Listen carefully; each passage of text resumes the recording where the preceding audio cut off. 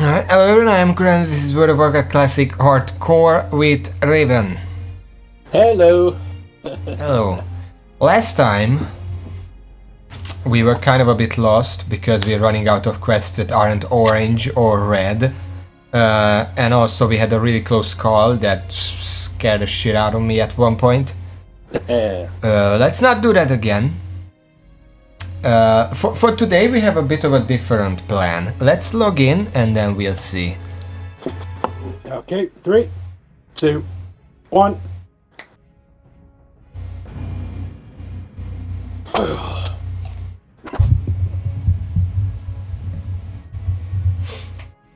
So what I had in mind is because all the quests are weird and we can't exactly go to Dark Shore because we would have to go through wetlands to do that, and we are definitely too low level for that.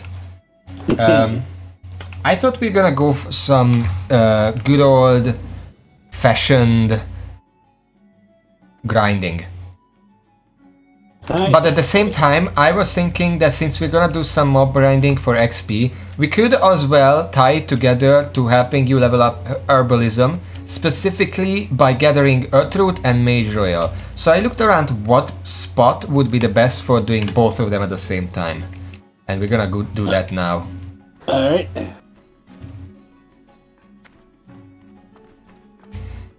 And I took a look at the Wowhead hardcore, not hardcore, classic stuff. And what I found, first of all, let's check out dual status. Yes, good. We're good. We're at 26 hours played. Someone died here. Pretty high level, like 40 something. Pretty high off the ground too. Yeah, I just died while jumping, but I'm just looking at the gear, it's like 40 something level. 43, 44. A bit more than that. So anyway, what I found is there are two spots in our zone level where we can get both Earthroot, Mage Royal and some decent leveled mobs. One of them are lower level and the other is higher level. We're gonna go to the higher level one, which is right here in Redridge. The other one is Westfall, which is a more linear area and the mobs are lower level. Whereas here, that entire southern area has a lot of Mage and Earthroot. Earthroot generally grows near mountains, which typically means the edges of the zones. So yeah, that's a zone edge, and Mage Royal just generally has a chance to spawn there. And there are a bunch of Gnolls and Orcs and stuff that we can kill there. So, yeah. Do you have any drinks that we can use?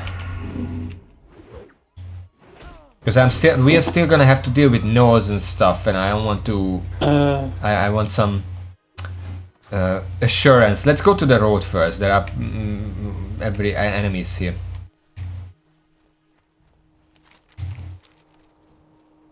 All right.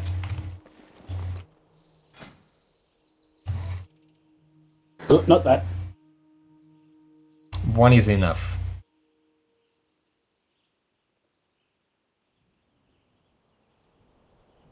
That's it? Oh, yeah, that's all I've got for now. Alright, well, let's drink it. Eat liver pie. If you have any, you don't have to if you don't have it. No, I have ribs. Yeah, it's the same thing. Pork ribs and liver pie are the same thing. 4 stamina, 4 spirit. I also have Redridge goulash, which is better, but I'm kind of saving that. I have my target dummies ready, I have 3 healing potions, I have a bunch of bandages. Alright. So, your main job here is to follow me and look at your minimap. Wherever you see herbs, we're gonna go there. I'm also gonna look at the minimap because there is a chance to find some copper or tin or whatever, and there is copper right there. Wait, we're not going there, I just remembered. But yeah, if we follow this road, generally speaking, we should be able to find some herbs and some stuff to kill. That's a Briathon, that's no good. We're gonna be killing... one Earthroot, I do have another potion to give you. What? As As soon as I find one earth root, there will be another potion to give you. Well, do watch out for it. We're gonna go along the southern edge here. Yeah. Mage Royal, dead ahead. Okay. Also, Whelp, dead ahead. No, just avoid it. These are level 17, level 18 enemies, level 19 maybe. The orcs further to the east are gonna be level 20, but we can still deal with that. And we have a quest for them. Oh, there's an earth root up there too.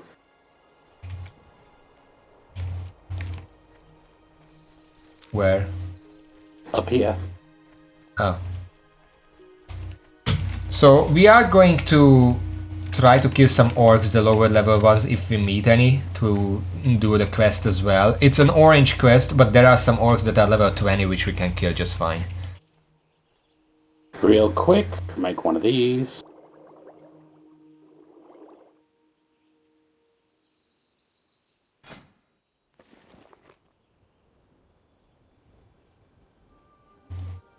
Nice. Alright. Hopefully I picked a good area. The Westfall area felt like it's too low level. We wouldn't get much XP from that. Okay, let's kill this whelp. Yeah, it's on level. It's all fine.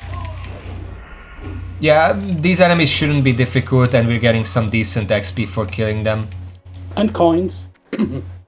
I mean, that's the lesser thing.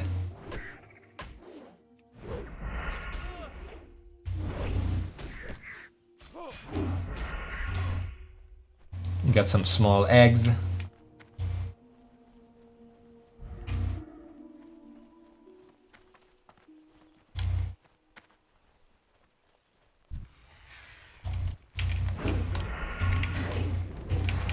Oh shit.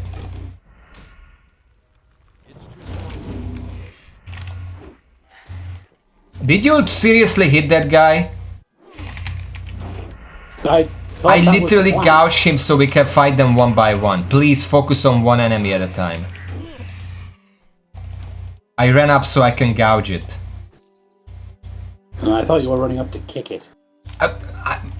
Why would I kick it if I can just gouge it? It's the same thing.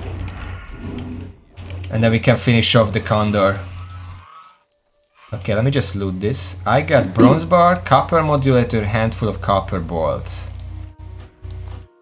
Because I used the target dummy just to be safe. I saw the dummy. Yeah. They can drop some really rare engineering items. That's why I want to loot all of them.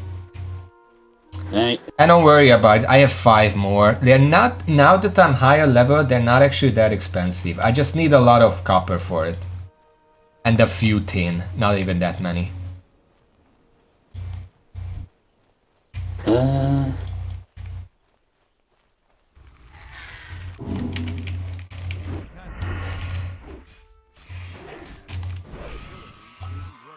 Generally speaking, if we pull more and I don't say anything, just focus on the one we already hit, because whoever's lower health is obviously gonna die faster and then we can do a 2v1. There's a copper up here. There's also a tin up ahead. I'm actually gonna go and get the tin first, because I don't want it being stolen. It's more rare. Right. Oh hey, there's actually an earth root up here too.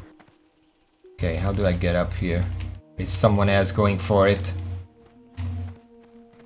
Supposedly.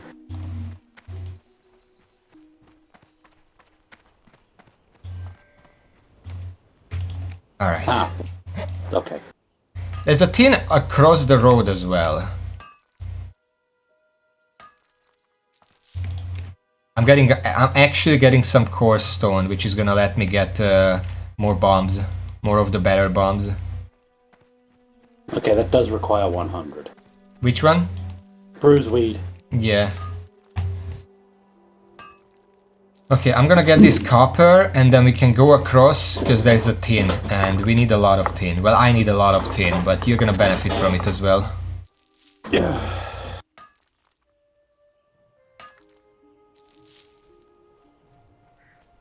Look to the left, look to the right.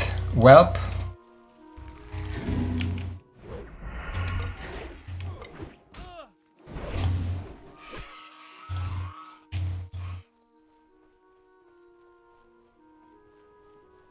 Looking around, I think there's nobody in the way. There we go.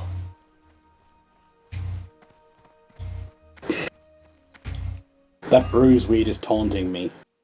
You're gonna have to wait with it. You'll have your revenge.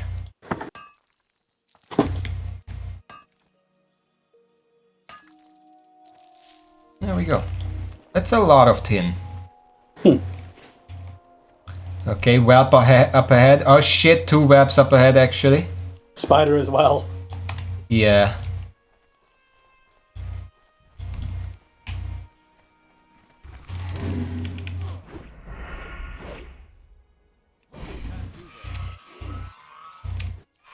Okay, let's just keep moving. We don't need to kill those. Yeah. I mean, we do, but I do kind of want to focus on herbalism mainly. Okay, there are orcs in this area, so watch out. We do need to kill them for Balworn Axe, but we don't want to pull a bunch of camps. He said something.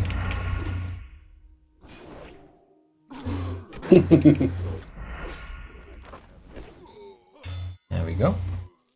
Balworn Axe. Yeah, I'm also netted. Okay. That's a 21 outrunner. Yeah, there are a few 21s here. Let's just turn back. There was a level 20 orc down here. See him. After this, we're gonna turn back and go backwards. Kill the spider, whelp and stuff. Because I don't think I want to go into the orc area quite yet. Unless we can go the outskirts. That's a level 19. If we can go on the outskirts, we can try to finish this quest and then turn back.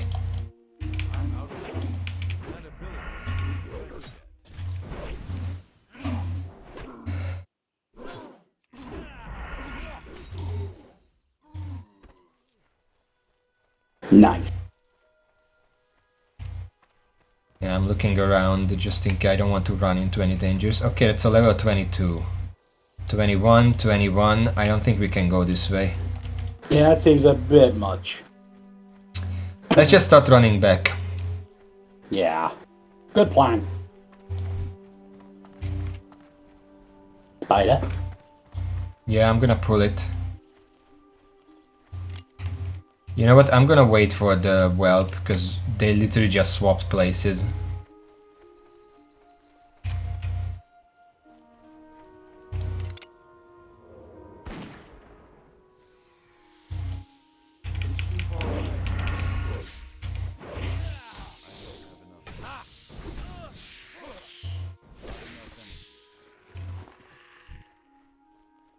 And now the whelp.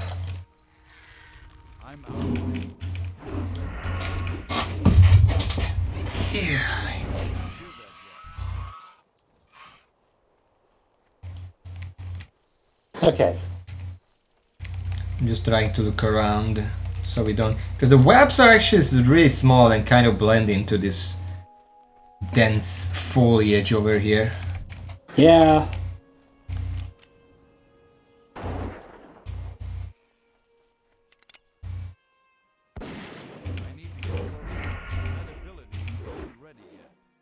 In the meantime, I did want to ask, it's Friday right now. It is Friday, yeah. You're gonna stream tomorrow, right? Is the plan. What are you streaming? Lost Paradise, probably. Which one is that? The Yakuza-like game. Oh. How much is left of that? I have no idea. Do you have plans for the game afterwards? Buzzard on the right. That's my weekend game, so not immediately. It's through the week game that I'm currently between games on. Okay. What's your week game right now? Don't have one. I did suggest one. I think yesterday. Oh, oh god. Do you really? Well, why? It's a good game.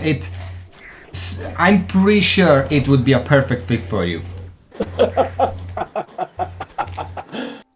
Purely because of the bad pun mechanic. Not just the bad pun mechanic, just overall the entire story.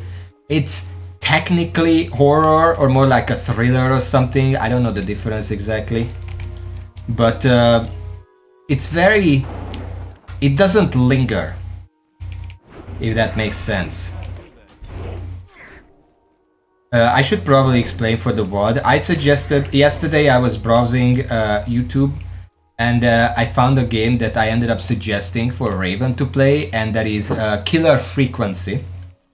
A game where you play as a radio host who, through circumstances, ends up having to man the... that's in here. Manning the 911 line against like a serial killer. And it's like, okay, so it's like a horror where you're doing 911 stuff, combined with like cheesy 80s, 90s radio. And it's amazing. And it's really funny, like it's not just cheesy, like it's actually really funny. I'm gonna have to make some space. There we go. I see murlocs. Do you see any herbs, by the way? Nope. Okay, we're gonna go all the way to the left here.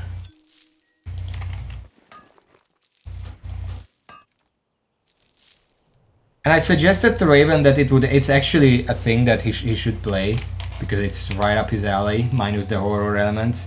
But beyond that, it's... I would love to watch that.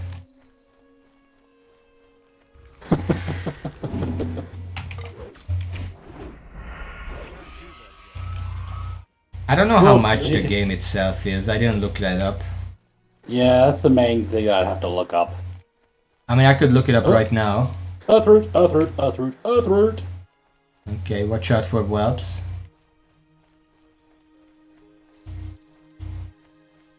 Up there? Oh, I see it. Okay.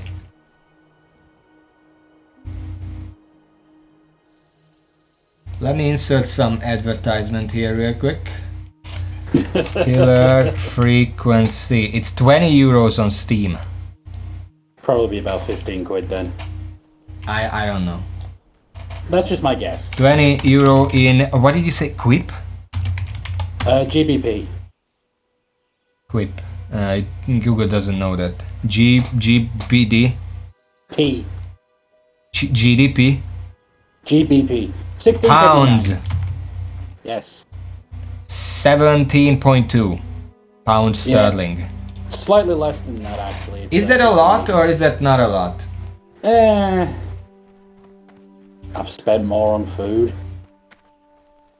One food? Like one meal? One meal for two people. 20 euro for me is strictly in the no zone. I saw that copper trap again.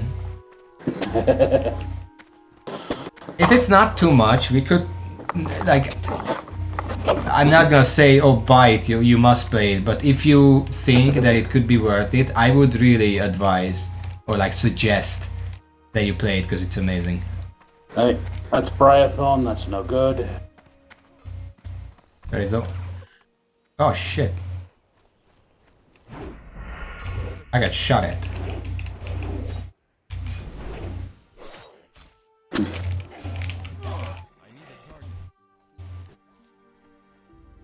You could maybe ask your circle if you should play it, like they can look into it, what the game is about, and then tell you if you should play it or not.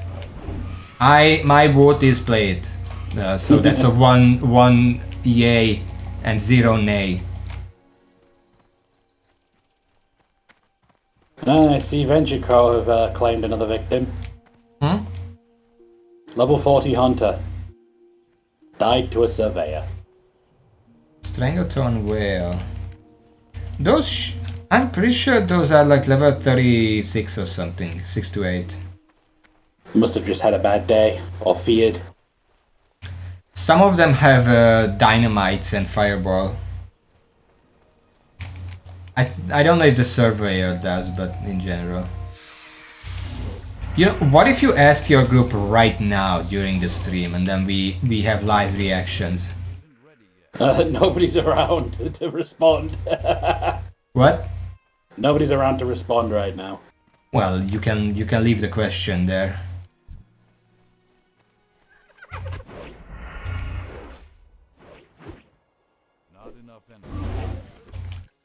There we go.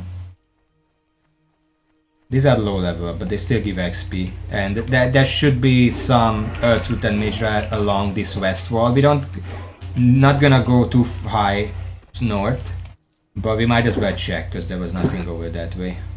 Alright, the rest I see a chest. Loot? It's in a camp. It's in a camp that's below our level, though. Can we beat these three? I'm gonna use a weaker bomb against them.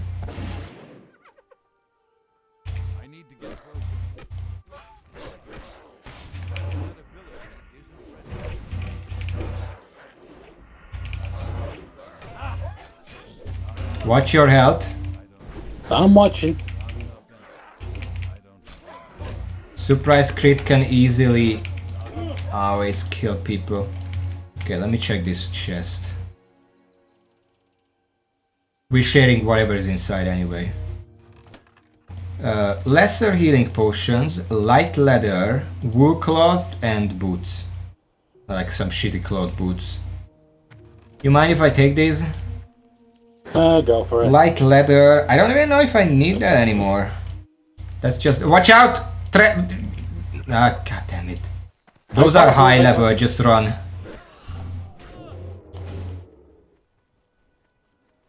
You really need to look around before you do stuff. I saw them coming. I thought I had time. Those chests take like 10 seconds to open. You did not have time. I repeat, I thought I had time.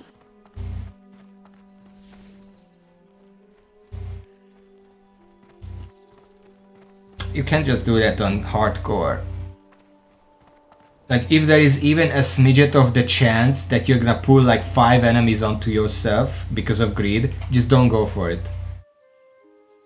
What can I get rid of? I'm gonna eat this Murloc soup because that saves up space on the inventory.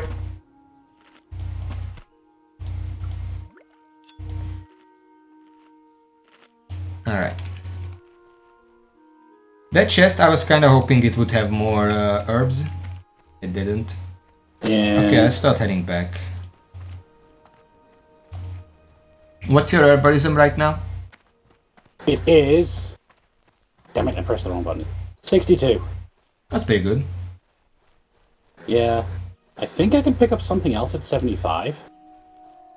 That's the Earthroot. Briarthorn, isn't it? Might be. There's an Earthroot around here somewhere. There it is. Go ahead.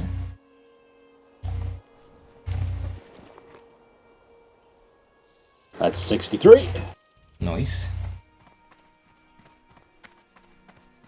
I guess the difference is I can level up mining quite a bit by using smelting, but the thing is, smelting goes grey very fast. So it's just a couple of free points and then I do have to go out and mine. But it is still points. It is points, but in exchange, herbalism takes longer, but stuff stays like orange and yellow and stuff for a lot longer. I think peace blooms are still green even. Yeah.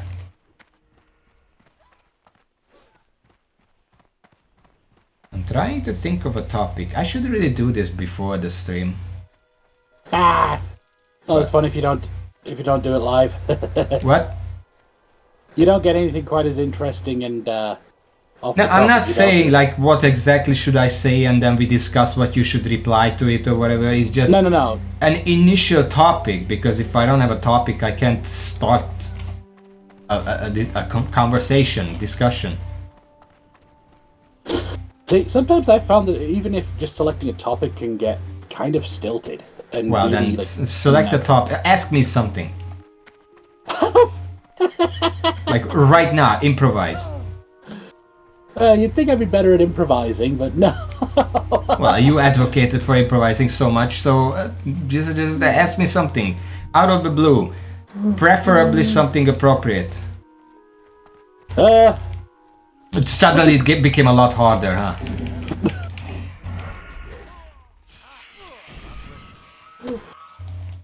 Synchronized evisceration. Why did you immediately mention something appropriate? What? I have to add it, just, you know, a disclaimer. I'm better than that! I just have to be safe about it.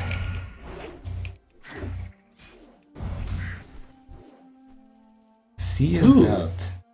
Do you have space? Yes. Okay, you can take that.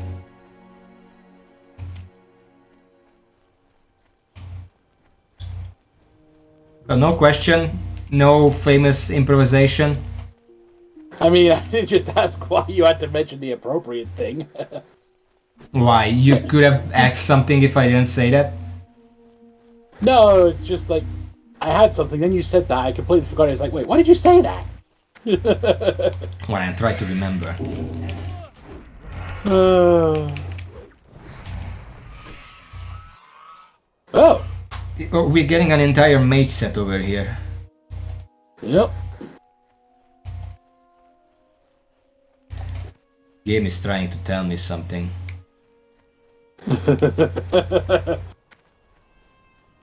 Wait, is that? That's a bruiseweed, okay.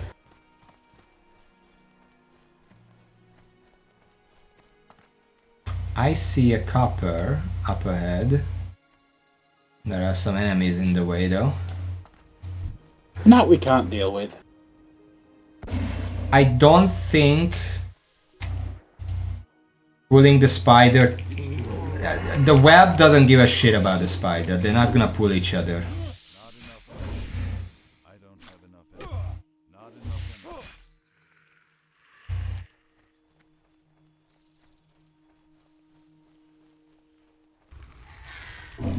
You know, we're actually making some pretty good XP as I'm watching. We were halfway when we started. We did have some rested XP. Yeah. But still, we're making some really good progress. Part of it will have been the orcs giving bonus for being over our level. Just in general, really. Speaking of, there's a 21 over there. Can we beat him? Can we we probably can, but I don't trust him.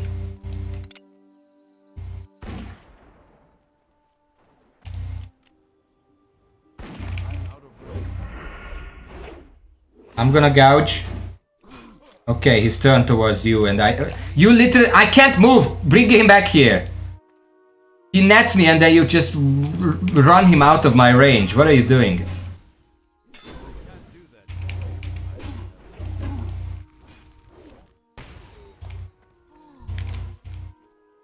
Why did you do that?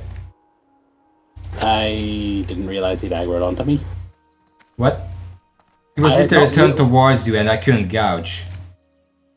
Yeah, I hadn't quite realized that. Oh wait, that's my corpse. Watch out. On the left. Yeah, I saw it. Just kill it, fuck it.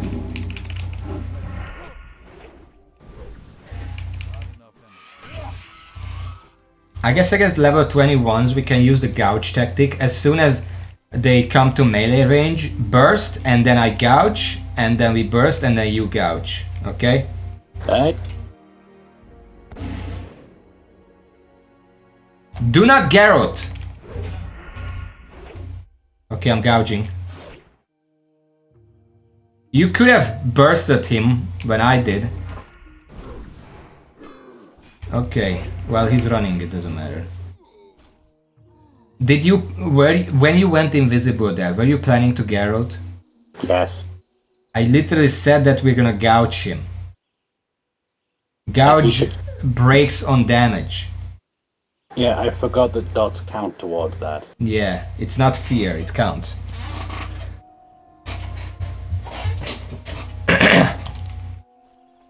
You just go...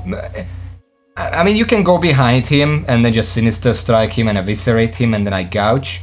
And at that point, it's probably good if you just walk to front of him, wait out the gouge and then burst, because you have to be in front of them to actually gouge. Probably. There's a level 20 over there, let's kill that. I can Garrett this one. Yeah, level 20 is no problem. It's the 21 that is dangerous. I mean, the 21 isn't that dangerous, but gouging ensures... Oh, a ring! Oh, hello. 3 agility, 2 intellect. Gimme. I'm needing on this. Come on, big money, big money! Big money. Ah! Yes! Okay, you can have it. Now that you won it, I will concede that you can have it. But only because I'm so generous and kind. There's tin here, by the way. Basically, you're taking the L.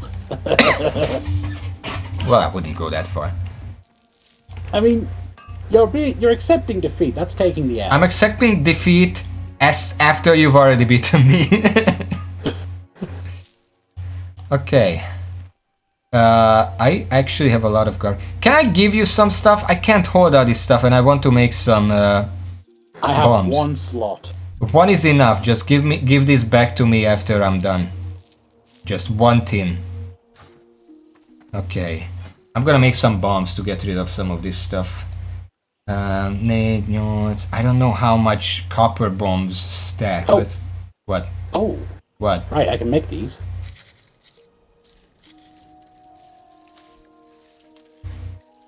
Let me know when you want your tin back. 3, 4. Okay, make some. Ah, shit! This needs anvils. God damn it! Oh no! Are there any anvils nearby? I don't think. Let's head back to town. Yeah, back in town. I'm gonna sell all my rough stone as well because I'm not using them anymore. Oh, copper, nice. What did you get more rough stone? I threw out a stack. There is a web on the left. Yeah, I see it.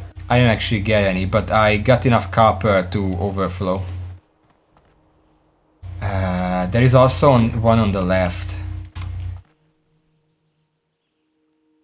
You know what? Let's go to the other side. That's where a lot of the herbs are anyway. We're gonna run along the southern wall here, go back to town, clear our inventory and head back here. That's a plan.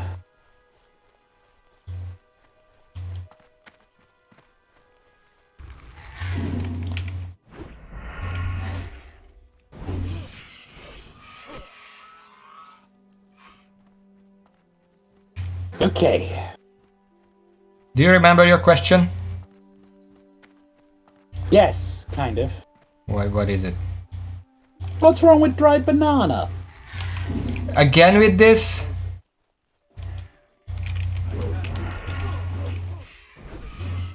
You said to think of anything. You know what's wrong with dried banana? Oh, What? look at this. Truth. You. What's wrong with it is that why would it's like, you know when they say that you shouldn't water down beer because you're just ruining the beer?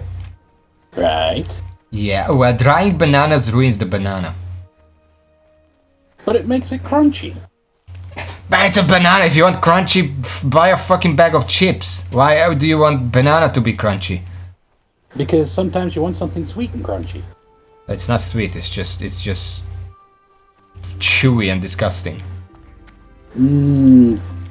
No. Yes. Again, crunchy, not chewy. No. It's kind of both.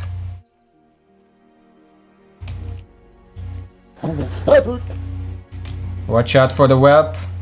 Yep, going left.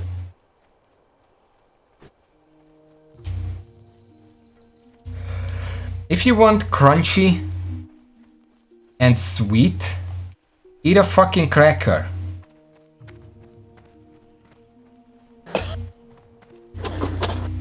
You can get banana flavored crackers if you really want to. It's not the same. It's not the same because it's better. You know what I never understood? What? Melon flavored candy. Uh, Because like, I mean, I like melon. It's really good in the summer, but it's not like it has like a taste. It just tastes like water that you chew.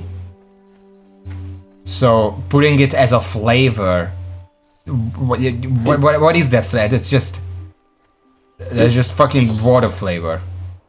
it's usually a There's different carpet over type. here. It's usually a different type of melon they base the melon flavor on.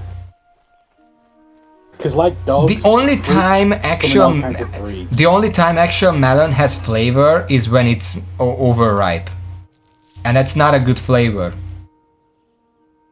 And the only time, like I ate some melon candy in the past, melon juice and whatever you want. The only time it actually had flavor is when it tasted like overripe melon.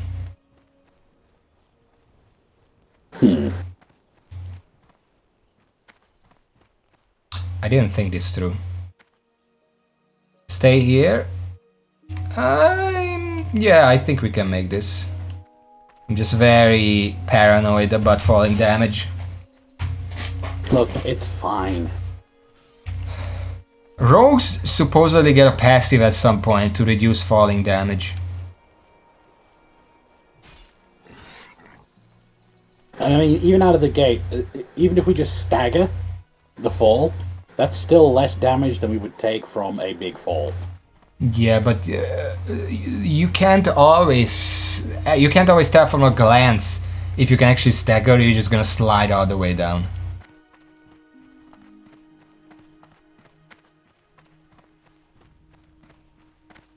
All right. So before we do anything else, I'm going to. Well, do I really need fucking small eggs or something? I think we're past that. So I'm just gonna sell the small eggs. The spider ichor is for Gray, it's a gray, small egg. whatever is not relevant anymore, so I'm also gonna sell that. Chunk of boar meat, probably not relevant anymore. Yeah, no. So I'm gonna sell that. And before I do anything else, I'm going to go and smelt all of this crap.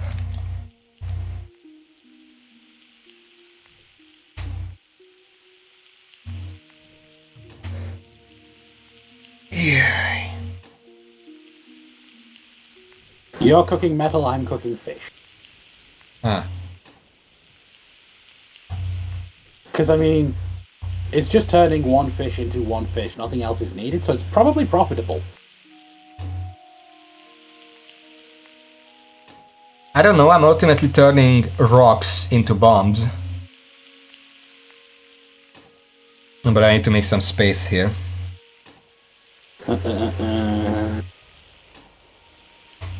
Six of those makes 24. Alright, let's see. Yep, that's profitable. I mean, how much profitable? Well, There we go, six I made cooked 3 ones. bombs. is worth as much as 8, is worth as much as 12. Just tell me the monetary price. Well, my stack of 6 was worth 24 copper, my stack of 8 uncooked was worth 16. So it's 2 copper per uncooked. And 4 per cooked. Yeah, well, congrats, I guess that's 100% return. It's just stuff I can gather whilst you're fucking around with the forge. Okay, so bombs stack up to 10. I made 11, so I'm gonna stop here. What I'm gonna do is just sell the oil bombs, because now I have 11 bombs of the better kind, so I don't need to worry about that. Beyond that, I'm also 110 engineering now. I might make a few more target dummies. Because even if I never use them, eventually I'm gonna want to use them for materials. Let's make make one more. Anyway, while you're doing that, I guess I'll go fishing. And then let's make... Forget, let's make 3 more. I guess let's make 4 more. That puts me at 115 skill points. And it's also a full stack.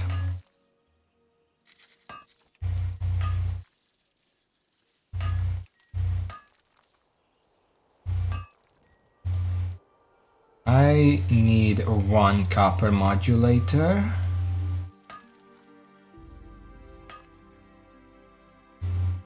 Somehow what we're doing right now still fits with the theme of today's stream. Yeah. Well, we're improving skills.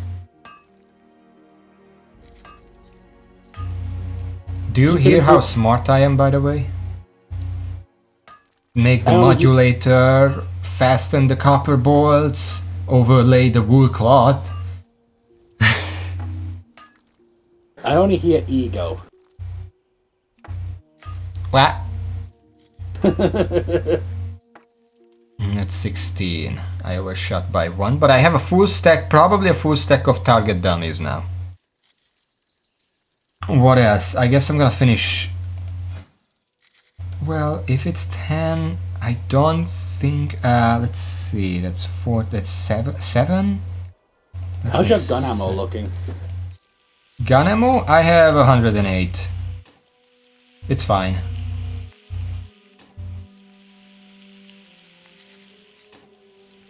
Figured I'd ask while you were there, you know. Yeah, it's fine. I'm fine.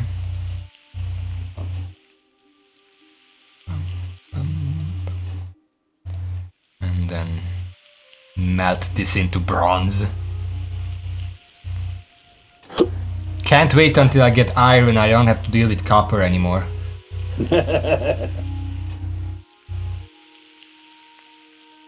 But it's like level 35 or something by the time I get there.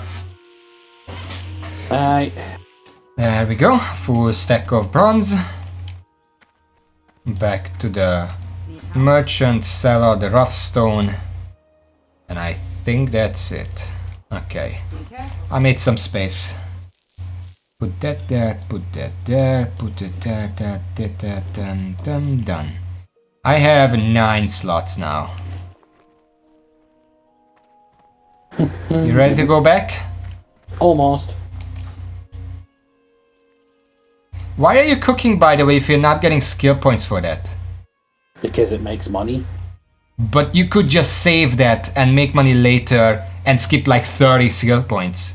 You're gonna fall behind. It's fine. I'm cooking It's not grays. I'm not gonna wait for you to catch up in cooking. I'm cooking grays, it's fine. Yeah, no, I'm pretty sure the catfish is not grey.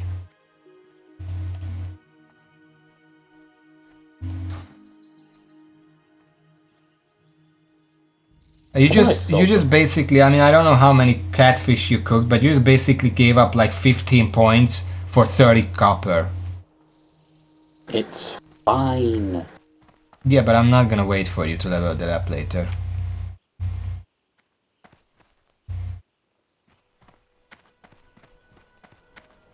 Look, we'll worry about it later.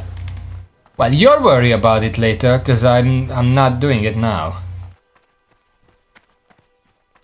You see this amazing texture work? Just cut off. I wasn't paying attention to it, now I'm never going to be able to unsee it. You bastard! Alright. We're almost level 19. I don't know if any of these quests actually turns yellow at 19. I think the Blackrock one with the orcs should. Because we can kill the level 20 and 21s at that point. Which is really all we need for that. Yeah.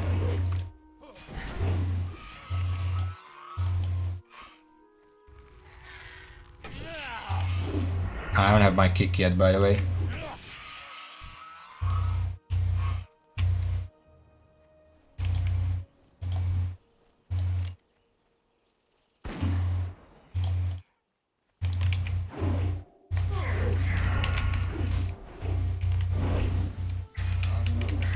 Do you know what the best snack food is?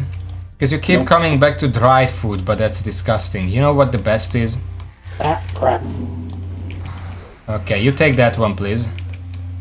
I literally did not see it.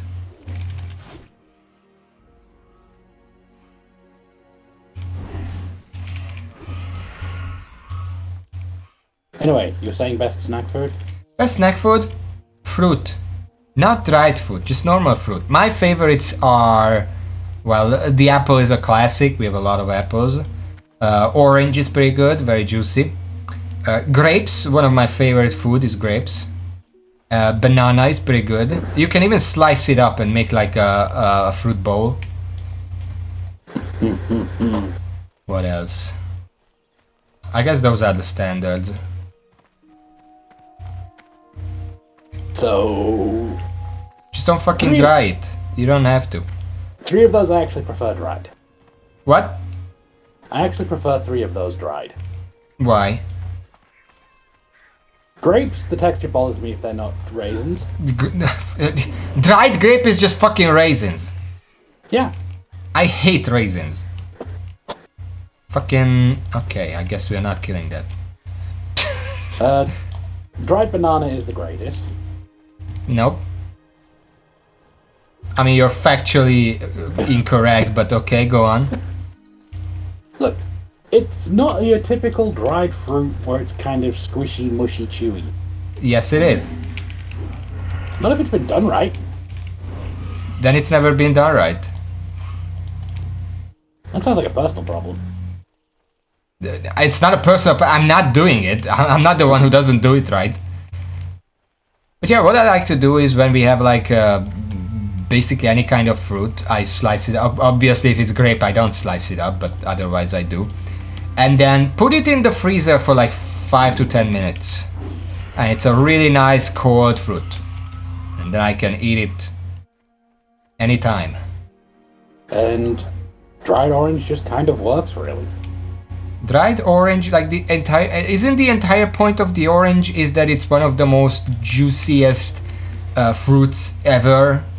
Like, you literally bite into it and it's all over your face immediately. If you dry it, what else is left?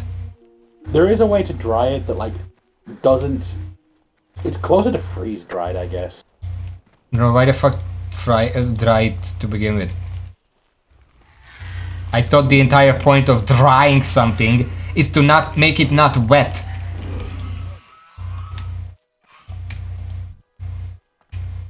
Now you're saying that there is a way to dry something that makes it still wet and juicy. Then what the point of drying it? I'm losing my mind over here. I'm trying to think of a good way to put it. It's like fucking fried ice cream all over again. Oh god, you had to remind me of that, didn't you? I never actually ate that, I just heard about it and I'm like, that sounds like a paradox.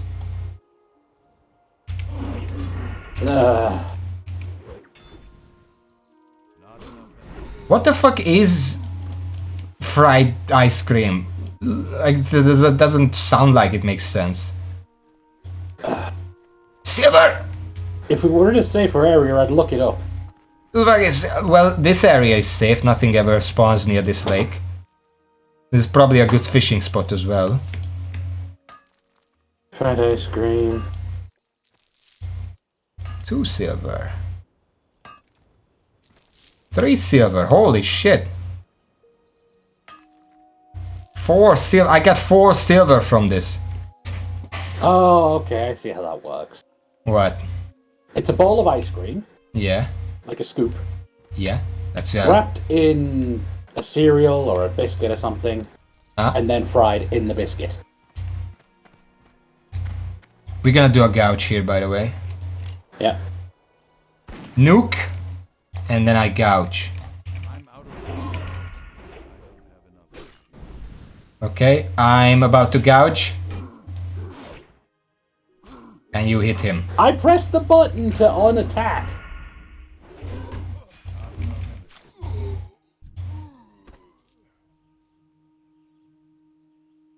Which button did you press? Z. It's T, you idiot! Z takes your weapon out. T is the one that's auto attack.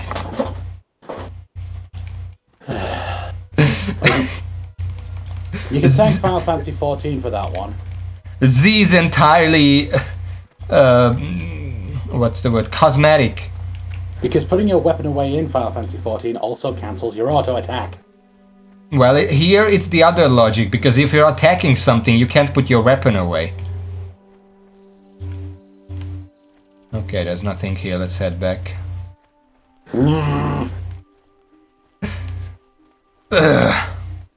You can also just turn away, because if you're not looking at the enemy, you can't hit them. That's what I thought you were doing, because you turned away while still being in the attack position, and then you turned back and hit him. And I was like, you did it right, and then you fucked it up. Stop at step 1. Do you not see any herbs? Only bruiseweed. I think we have to change spots, because I'm pretty sure all the herb spots are being taken up by bruiseweed now. I've only seen one bruiseweed this run. But you didn't just say that that's all you see now? I've only seen one bruiseweed. Yeah, but we're not looking for bruiseweed. Yeah, exactly, but that's the only thing I've seen. That single bruiseweed. We could move to the north a little bit to try to find some stuff over there.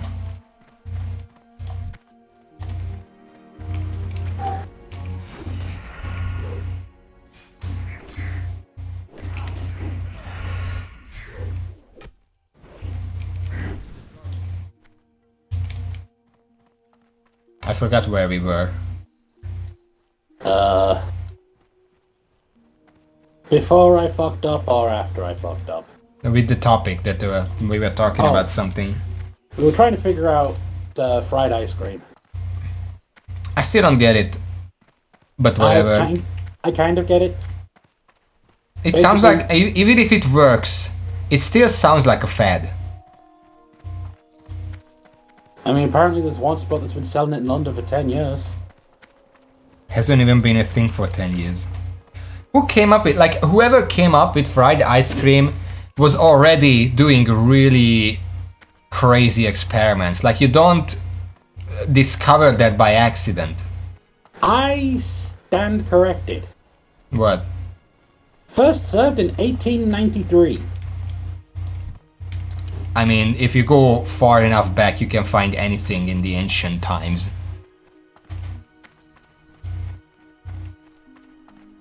And we're gonna head north, by the way, just to refresh the scenery. And invention was first credited in 1894. And a subtype was invented in the 1960s. Well, what can I say to that? There have been a lot of stuff invented very early on that we don't hear about because they were fucking dumb. I mean, at least with the 1960s, I can explain how that one happened. Hippies? I was going to say that the creator was that the ice cream was not the only thing that was fried, but yeah, let's go with that. Yeah.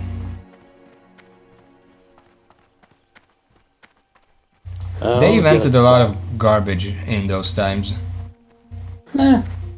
Some of it was garbage, some of it was just not ready, if that makes sense. Yeah. Some of them was garbage, some of them was just bad. And some of it was... You're a little confused, but you got the spirit. Come back in about 20 years. Shaco died here. Oh dear. You know who Shaco is? And there is also... League? That's a League thing. This looks like the end result of some fucking 2010 webcomic. There's another corpse over there. I think, you know what's going on here? I think the orcs lying in wait keep getting people. Oh, speak of the devil. Yeah, I'm not helping there. Fuck that. Just run.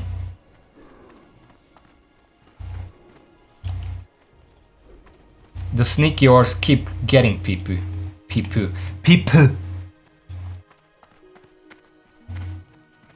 We do need some orcs though, and these are pretty low level. 20s and 21s. Yeah, 21 is dangerous, but the 20 we can handle. Okay, we're gonna go along the north wall this time. Let's go down to the mill and then go to the north wall. I mean, even when I screwed up, we managed to take on that 21 guy easily. It's not that dangerous, I just like to take things safe. Even if we don't do the messy things, we can probably kill them just fine, but I don't want to die to like 3 crits in a row because they were higher level.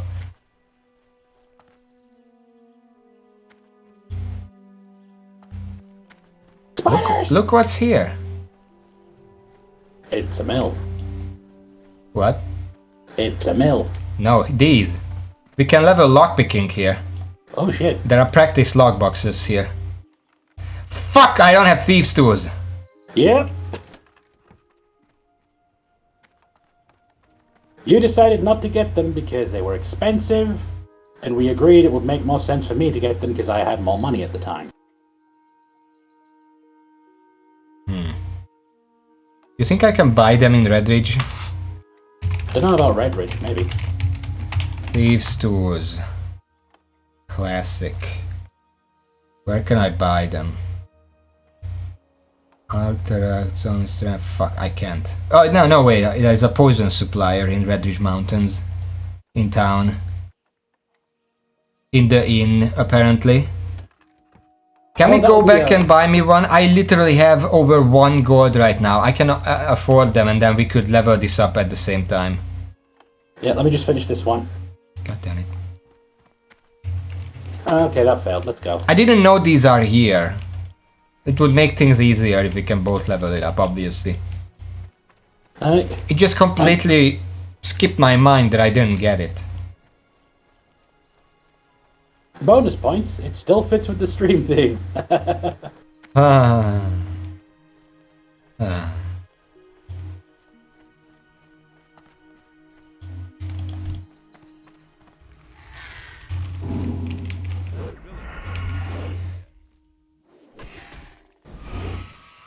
Oh, I think that was my first over 100 crit.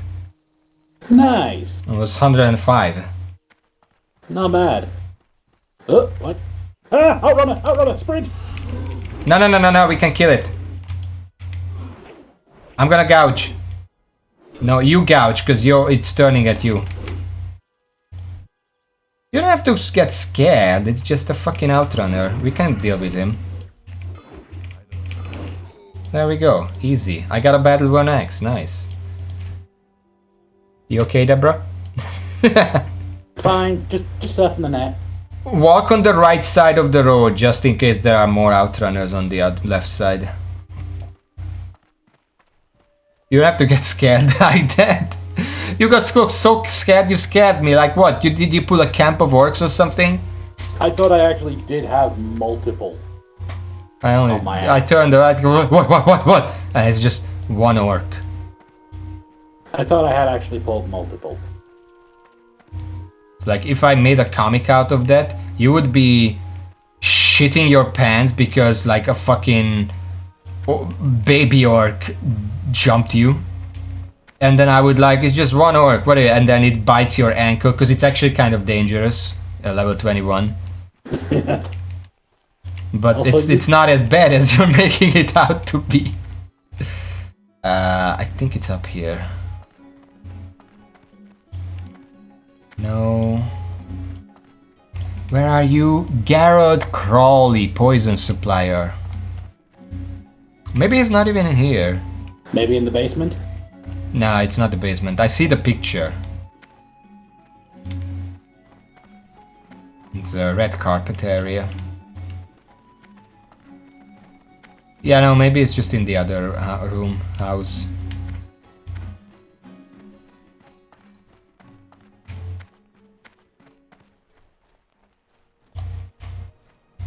Let's see. Yeah, he's up here. No feign death. I can guarantee they died to that big boar that we decided not to kill yet. Okay, he should be in one of these houses. There he is. Thieves' tools, nice. Oh, he sells empty vials as well. Well, you need those for poison making. Once It's we really a unlock case of- that. Oh, cool. It's technically another form of alchemy. There's a gunsmith here. He sells shitty guns. Mine are better. Huh, he sells an ammo pouch. Don't do that, you have to replace one of your bags with that. And it can only hold ammo. It's completely worthless. You didn't buy it, did you? No. Okay. For some reason my brain thought it was like it went in your ammo slot. Well, that would be cool, but no. I mean, they made an extra slot in retail where special bags go. You know, ammo pouch, reagent bags, that kind of stuff. I think I have a herbalist bag on retail. Yeah, I just use the reagent bag. So the 32 slot extra bag. And it's not even enough. Never enough bag space. Well, someone's having a bad day. They're fine, they're a paladin. Or a warrior, I didn't actually check. Do not aggro the orcs. Go to the left side. Yeah, I'm right behind you.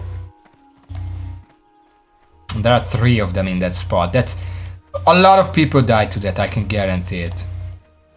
People who don't know that the orcs are here. That hunter just Leroyed into them. Well, a hunter is fine, whatever. Hunters can take that. Well, probably the easiest, you can kick him when you're alone. The easiest duo to play with is probably 2 warlocks. Really? Yeah. I mean, I've already warlock thought on that. its own is already probably the easiest class to do hardcore with. First of all, they're a pet class, so if they play right, they never have to take damage. Secondly, they have the most tools for any situation. They have a lot of hot CC, they have Someone is here. the pet. Yeah, they are opening the boxes as well.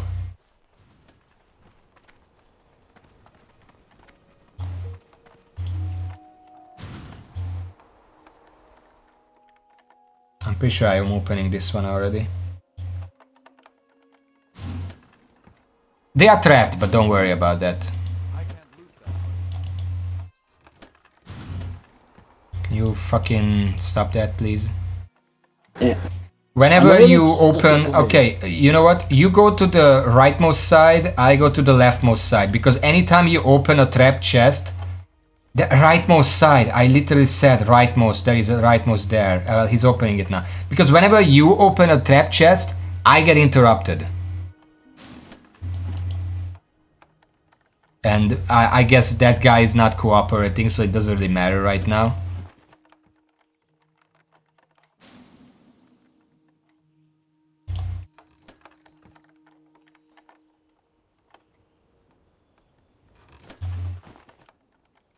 What would you consider, because we're talking about food now. I do want to ask, what would you consider the most traditional British food? Not like snacks or anything, just any kind of meal. Probably the roast dinner. What is that and why is it British? It's some kind of meat, usually beef or chicken. Slow roast in an oven or something like that. With roast potatoes, boiled potatoes, sometimes mashed potatoes, carrots, sometimes peas, sometimes sprouts, sometimes cabbage. Basically, it's a lot. What makes it British? I don't know of any other country that does that as like a regular meal.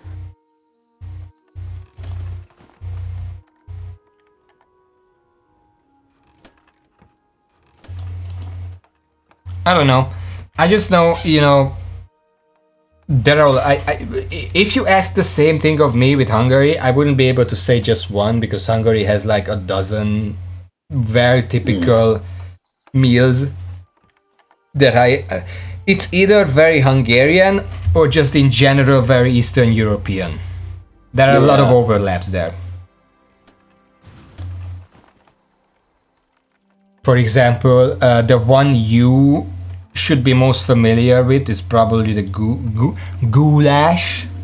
Yeah, I know goulash. Or as we would say, because goulash is not actually the original name, is guyash. But you can't say the y or the a. They are really weird. Guyash. Do you know how that's written? No. Okay. G. Yeah. It's good so far. U. Okay, we've already diverged. Yeah. L. Okay. Y. A Okay. with the little apostrophe on top. Accented A, okay. And S. Huh. And the L and the Y form one letter because separately it would be L and Y. But together they're Y. And there are actually two letters in Hungarian that are Y. But because there is the Y that is LY, and then it's the Y that is literally just J. And they sound the same, but you have to know which to use in what word. And it's one of the biggest problem subjects in like when you're in elementary school trying to learn grammar, and there is literally, well, basically no rule about which one to use when. You just have to know which word has which. So a lot of times kids mess it up because there is no rule about it. You literally just like, and the funny thing is that grammar in Hungarian would be helyesírás, which has a y in it, and it's the weird y. So you have to remember that grammar has the weird one in it, the ly.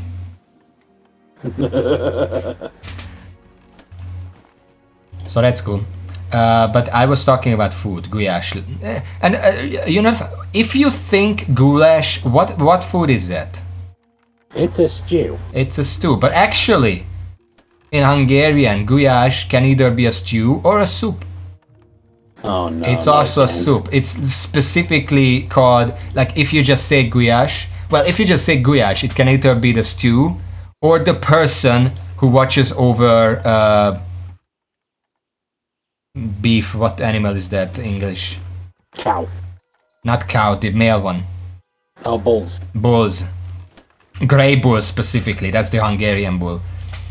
If you just say gulyás, that could be the shepherd or the stew. But if you say gulyásleves, that specifically means gulyás soup, which is the soup that is made of the same meat but isn't the same meal.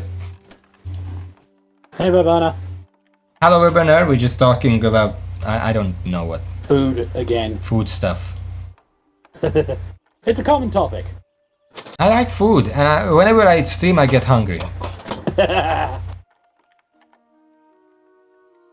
I specifically just described that in English you write it like goulash, because I guess that's the closest English can get to how it's said in Hungarian. But if you want to say it in Hungarian, it's written like gulyás, and then ly is one letter. And it means the shepherd of grey bulls. I'm gonna just be honest. Hungarian spelling sounds like it could be a Warcraft orc. I don't know. I mean, the funny thing is, Hungarian spelling, like, there was a time when I learned Japanese. I wanted to learn some Japanese so I can understand some stuff and whatever. The way Japanese is pronounced, the rules that govern how you pronounce what's written in Japanese, basically the exact same as you do in Hungarian. Because in Hungarian and Japanese, both English doesn't understand, because in English the way something is written doesn't necessarily govern how it's said. But in both Hungarian and Japanese, however it's written, you always say it like that.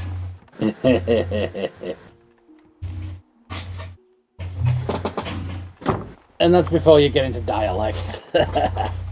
Well, dialects is like... Oh, someone just logged in. Dialects is like... The biggest dialects in Hungarian aren't necessarily accents, but vowel usage.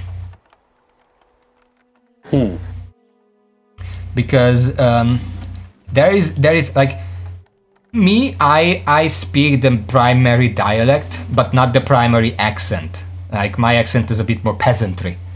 But I speak the main dialect. But my father's side grandparents don't speak that. They speak there is the area east of the Danube. I live west of the Danube. They live east of the Danube. The east of the Danube speaks a little different. Here's a great example. Like, there is a phrase that is used as an example to say the difference between the two dialects that I just mentioned. This phrase itself, I'm gonna say what it means, and then I'm gonna say it both once, and then you can tell me what difference did you notice. So the phrase itself means... Oh shit, someone is bringing a spider here. It's also a rogue.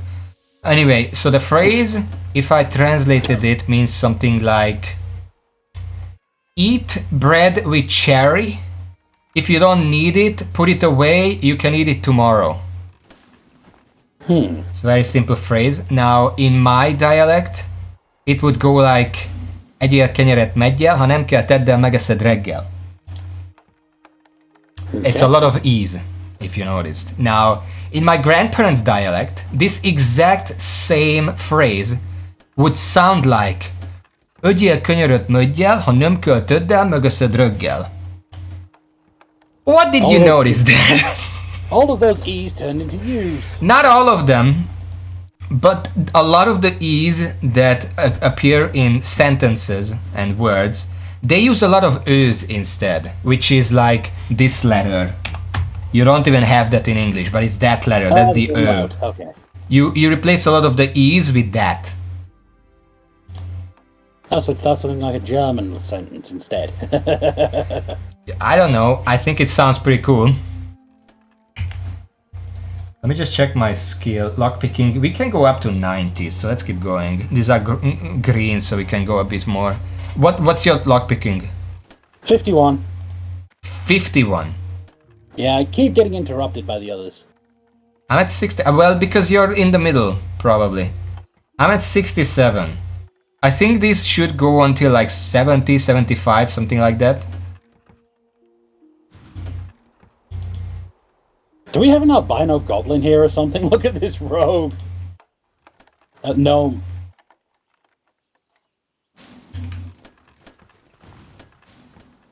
My dialect, well, as I said, my dialect is the default Hungarian, but my accent is a bit... everywhere. Well, it's not everywhere, it's a more peasantry, because I think I said an example for this a few streams ago, where it's like... the past tense word was, essentially, in Hungarian, is volt. V-O-L-T. But in my accent, the way I say it, it's kind of slurry, in a sense. I slur a lot of the words, because instead of V-O-L-T, I say vote. V-O-T. And I just say, and don't say the L, because it's easier to slur the word out without it. And there are a lot of... I think I told that story. I got into trouble in high school for this, because I just couldn't pronounce it properly. Yeah, you did. When I wrote that Teacher's Day speech, and I couldn't... We were in practice, and I couldn't say it properly, because I had a different accent. And then I was told to stop fucking around and say it properly, and then I overcompensated, and I just got sent home. Can't say I've ever had that problem. It's just a personal problem. Yeah. Then again, my accent is often confused for received pronunciation, so... Isn't your accent just British? No. Then what it is? What did you... I have a strange northern accent. Norman? Northern. Northern England? Yeah. But like, even for Verburner, okay, give me a second. Verburner, let me just say that there are a few food items that are called different things based on where you are in Austria, German. Can I just say, okay, I don't want to say a wrong number, so I'm gonna actually look it up, but there is an interesting fact about a specific food item in Hungarian. If I can find the exact statistic. What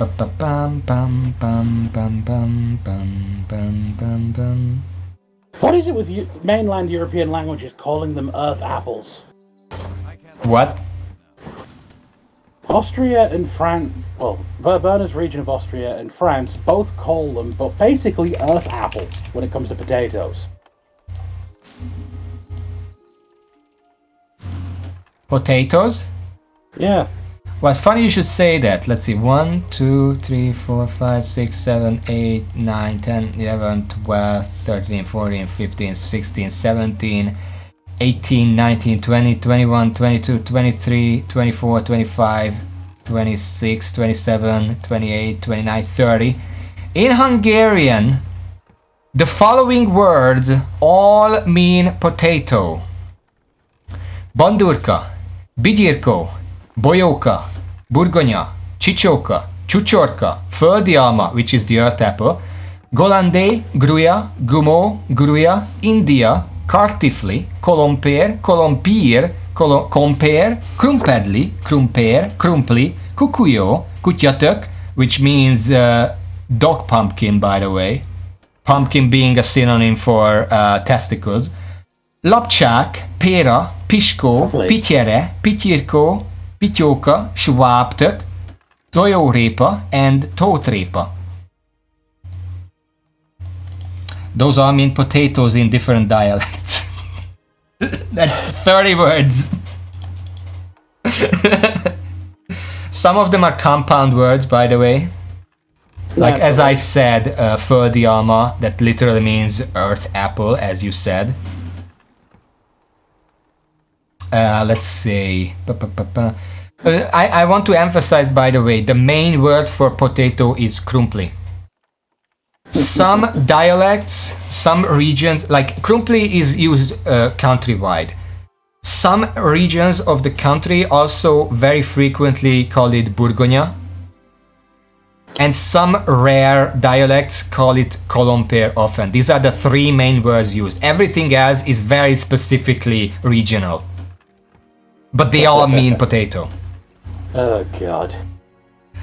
Other words, there would be kutyatök, which I said is basically either, depending on how you take it, it's either dog pumpkin or dog testicle. Yeah. There is svábtök, which szintén, it also has the pumpkin or testicle. It probably means pumpkin here because Schwab, it means Swabian. It's referring to the country. So it's a Swabian pumpkin. There is tojórépa. Toyó means a hen, or at least the gender of the bird that lays an egg. Répa means carrot. So that's a hen carrot. Huh. And then there is tótrépa, which répa also carrot. And tót is, well, Google says it's lake, but it's not. Tót is like a specific people. Like if like how do I, what is a good, like it's a certain people in a certain region of Great Hungary that doesn't exist anymore. Naturally. So that's the toad carrot. But yes, overall we just have 30 words for potato, because potato. And I find that fact hilarious. But yeah, I am probably one of the most common as muck people you can find in when it comes to English people. But the way I talk, even when I'm not on a microphone, I am often confused for being extremely rich and noble. Well, Just you could do because- something with that. Why don't you make that your VTube avatar? Oh shit, something attacked me! Oh shit!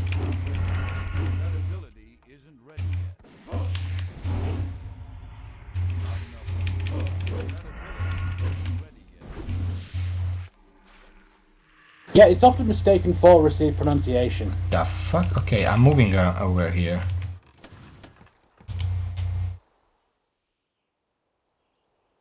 I didn't notice, by the way, but are these frost explosions damaging us? Very slightly. Because I just got attacked by the spider and I noticed, wait, I'm half health. What's your lockpicking? 80. It is 80 for me too, and it's been that. Oh no, I just got 81. But I think we can stop here. We are getting very little points at this point. How about that? It's a plan. Okay. Well, a funny thing, by the way, pineapple in Hungarian is literally ananas. It's ananas in just about every language. Except English. Yeah. Alright, let's go. And strawberry. And raspberry. Which one is the soft one? Is that raspberry? Strawberry is the one with all the seeds on the outside. Well, I don't know that. One of them is very deep holy shit, what the fuck? It's a fucking Murloc rave over here! Yeah, let's not go that way. Yeah, we're not invited.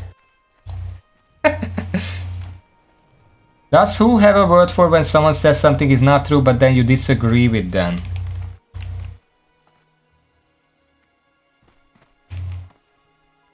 What? Where are you going? I just wanted to walk up here. There are orcs up here, watch out. Alright. Plus we have to go to the north one. I don't understand the question. If someone says something untrue and you agree with them that it is true.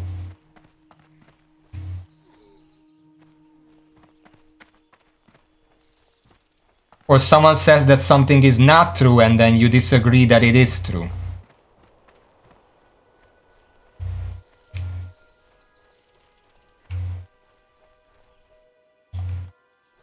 What would be that in English? I can try to translate it. Okay, let's kill the spider.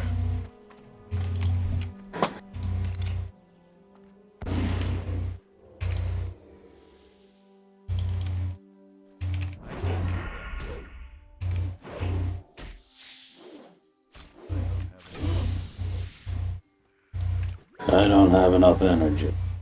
It sounds so sad when he says that. Come on.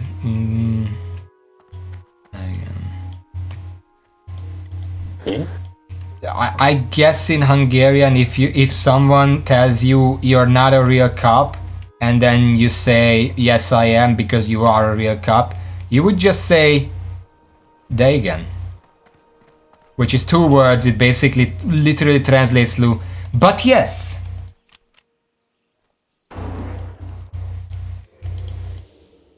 Which I guess, if you're trying to be hip, you can write that as 1 word, but it's not normally 1 word. Alternatively, you can say like there is a rule, unspoken rule in Hungarian. It's not actually, but it's funny because it's like an inside joke. If someone argues with you, you can just say lofust, which means horse dick. And the discussion ends there, because you can't argue with that. you can't argue with horse wieners. Good to know. You say, you're not a real cop, and they reply, horse dick. That's it. They can't argue about that.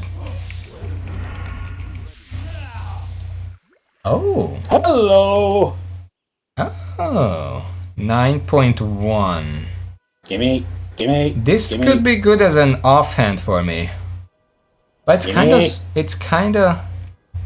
What are your weapons? Let me see your weapons. And the carving knife of power. Carving knife 5.9, 6.7. Okay, well, you're gonna have to use the Northern Short Sword as a main hand and Blade of Cunning as an offhand, probably. That's fine. Fine, you can have it. Thank you. It's not actually a rule, by the way, I'm just making it up. We made it a rule. There are some... I do know that there are some words in certain languages that just don't exist in other languages. You literally don't have a word to describe the specific thing. And Hungarian has a few of those. For example, did you know, a very interesting example that it always confused me why English has no words for it whatsoever. You know the English word love? Yeah. It can be used in a variety of ways, like I love pancakes, or I love my brother, or I love fucking Jessica. Those are different types of love, but they all use the word love. Right? There is no other word to express that in English. Yeah. In Hungarian, there are two separate words to express love. And no, neither of them means like, because like is a completely different word. If you are talking about a love that's like between comrades, between siblings, between friends, or you just like a certain food or something, or like love a certain food, you say szeret. No. I'm saying it wrong because specifically the verb, noun, which one is the object? Noun. Specifically the noun that you use to describe that feeling is different. Because for the kind of love that I just described, sorry, I'm poisoned, I need to wait it out. The certain type of love that I described is szeretet. Whereas romantic love would be szerelem. It's two different words, and it baffles me how there is no such distinction in English. I've been like, I know, like one time my grandmother actually called me out to not use the romantic version of the word to describe liking food. Because they made different things. I thought it was dumb, and I still kind of think it's dumb, but it's still... What are you doing? Oh shit. I don't need the rejuvenation potion. Oh crap, I made the wrong one. I have 5, I have a full stack of healing potions, so I don't need those. I'm gonna accept these though. Drink up. Yeah, but if yeah, you use that in German for the romantic thing, but then how do you describe if it's not a romantic love, but just a love between siblings or friends or whatever, you like food or something? Well, by the way, like would be kedvel. So that's a completely different word. And a fun side note, the word szerelem both means romantic love and the phrase I'm repairing it. That's a complete coincidence just because of the suffixes that are used, because szerel, that means to repair, and the M ending, that means that you, like me, I, the first person. Watch out for the Murlocs. Oh yeah, the Murloc rave is down there, isn't it? Yeah. It's kind of interesting. But then you also have a word in Hungarian called honvágy, which is basically, if you wanted to translate it, it means oh shit. Bird.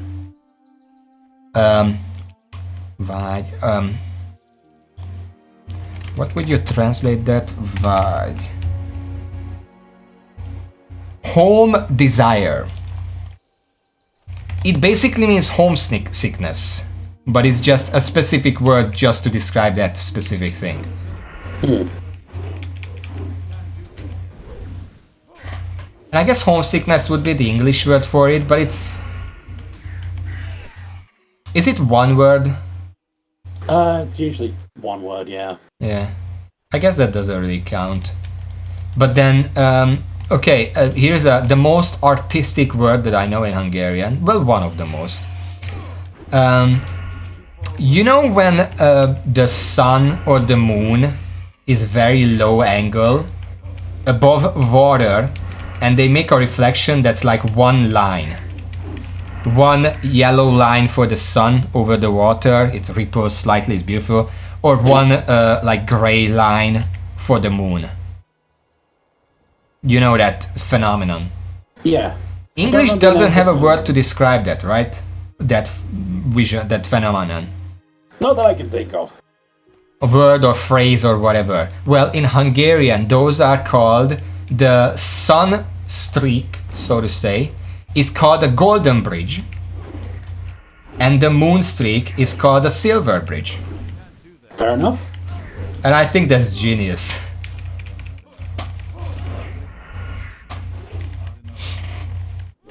Yeah, it's like a bridge over the water. That's what it wants to be. It's pretty good. Old man priest the priest, name checks out. Vagash. Try to Vagash. I don't know who that is. Someone in tomorrow. We were talking about food. We were. Verberner, if you had to think of one meal, what would be the most traditionally German meal that you know? Or like Austrian meal, I guess. Sorry, no, not German. Oh, right, I have something of yours. What? I have something of yours. My inventory is... well... yeah, I have it. I only have three tin, so I can grab that. Austrian. Winterschnitzel or Kaiserschmarrn? The schnitzel... I don't know what a Winterschnitzel is. Oh, what are those? Just tell me, I don't want to guess. Schnitzel is a kind of sausage and pastry, I want to say? No, schnitzel is like that... it's a pastry roll, at least in Hungarian. It's like wait, that's a pretzel, not a schnitzel, sorry. Yeah, I was going to say, sure about that. Internally we like to think that Leberkassemi is really our national dish. So you're gonna have to explain all of these, because I don't know what any of these are. Be ready for 2 spiders. I guess not. They don't give a shit about each other. Schnitzel is pork meat in far... Wait, isn't schnitzel just condor to the left? Can you grab it? I'm low HP. Okay, it didn't come here. Right. Don't grab it! I'm half health! I'm poisoned. I said grab it because I thought it would aggro on us. Let's not come here. It's battered pork, okay. Isn't schnitzel, isn't schnitzel just fried meat? It's done in a flour and egg mixture, so it's battered. Like it's a deep fried piece of meat. Yeah. Yeah. We have that too. What is... okay, that's schnitzel, but what is the winder part? If I recall correctly, Winder is specifically the style of pork.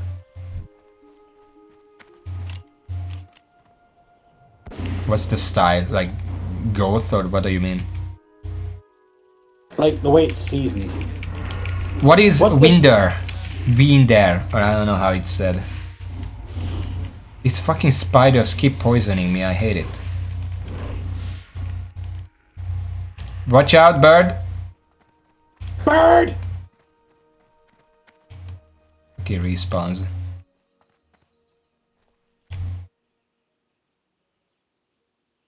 Can you pull it, please? I'm still poisoned. I want to tank it.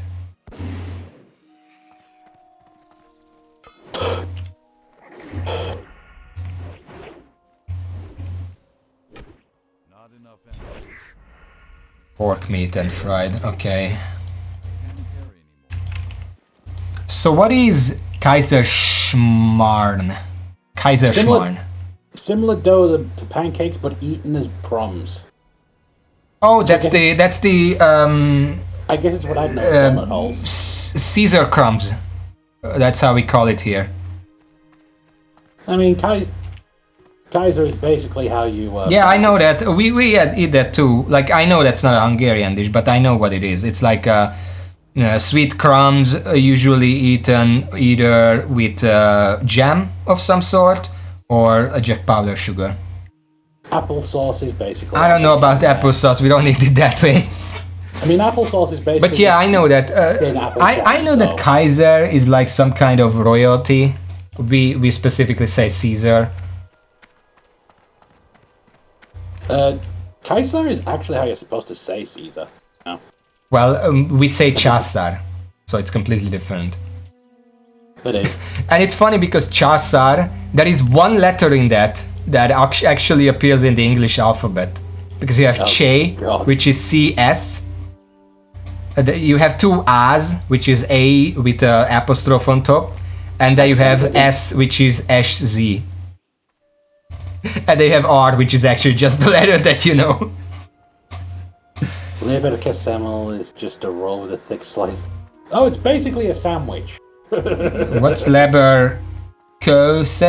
Is that how you say it? I think it's Leberkäse. Käse. Leberkäse, which is a meat product.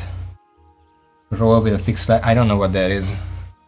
But yeah, I know the other two food. I mean, fried meat is pretty popular worldwide as well. Yeah, Caesar crumbs, less so, but I know it. And I don't know what this is. Sandwich. Oh shit. Okay. I'm gonna bomb.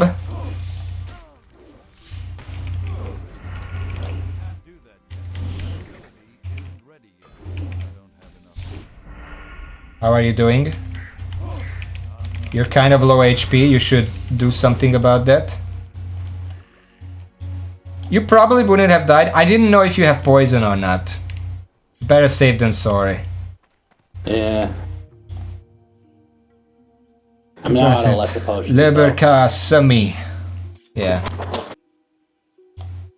I mean, I looked it up real quick before the pull. Huh? It looks like meatloaf. Okay, I should look it up as well. Leberkässemmel.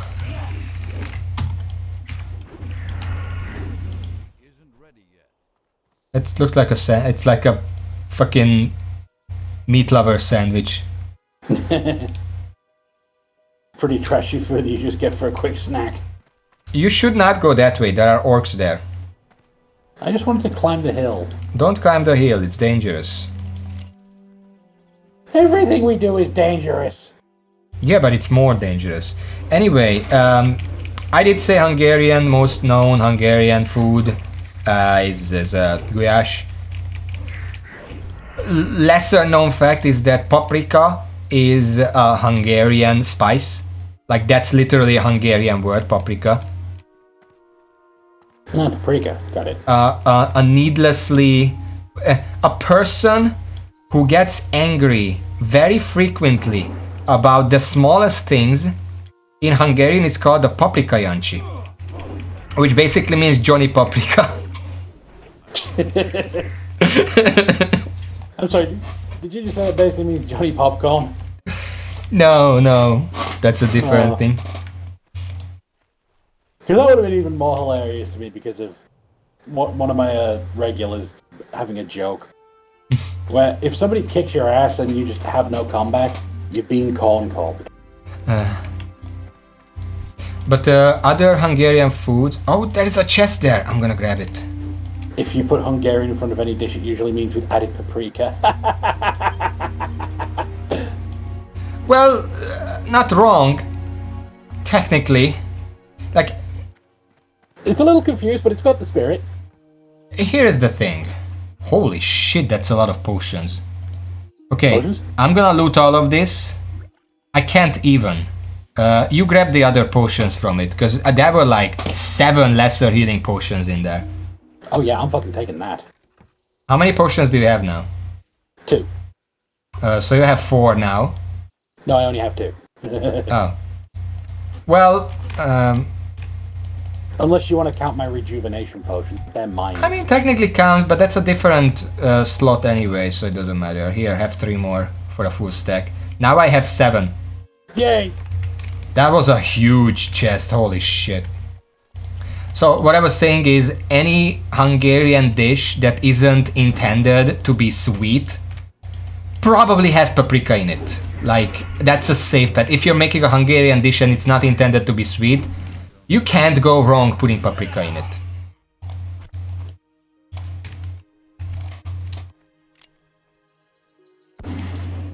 We're not really gathering herbs now, are we? No, but we're still getting EXP. Yeah, but you're gonna fall behind in that. Yeah. I mean, I'm not gonna move back south because we are very close. How much? Wait, you're not very close to leveling up. Let's just go. I still have just shy of 2,000 XP to go. I have around 700. Well, let's just go down. We can empty our bags and then get some herbs before we hit level 19. 1,799. Yeah. My EXP is literally ending on a 0-1 and it's...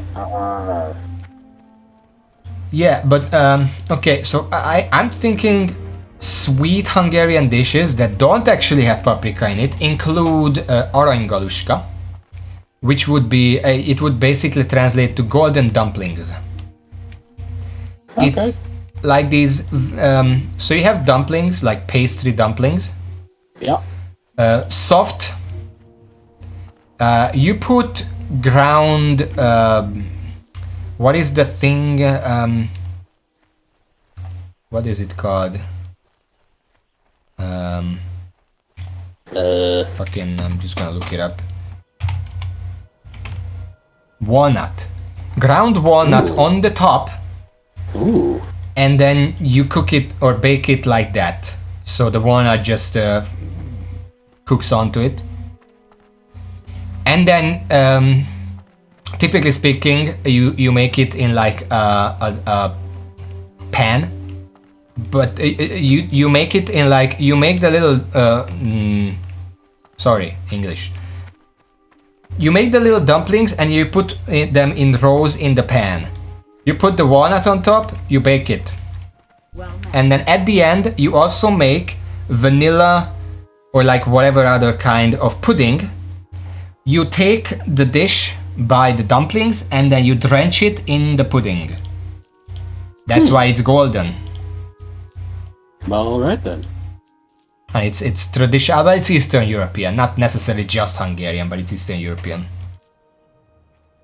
Sell my carving knife, I don't need it anymore.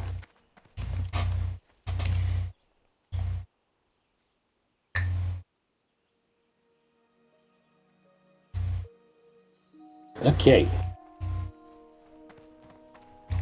There are a lot more Hungarian dishes, I don't really remember any right now. The only thing British that's coming to mind right off the top of my head, Actually, wait, yeah, I can just use the other name for it. The savory duck. The what? The savory duck. Savory duck? Yes. Well, that's descriptive. It's not even duck is the thing. Then why is it called duck? I don't know. I didn't name it.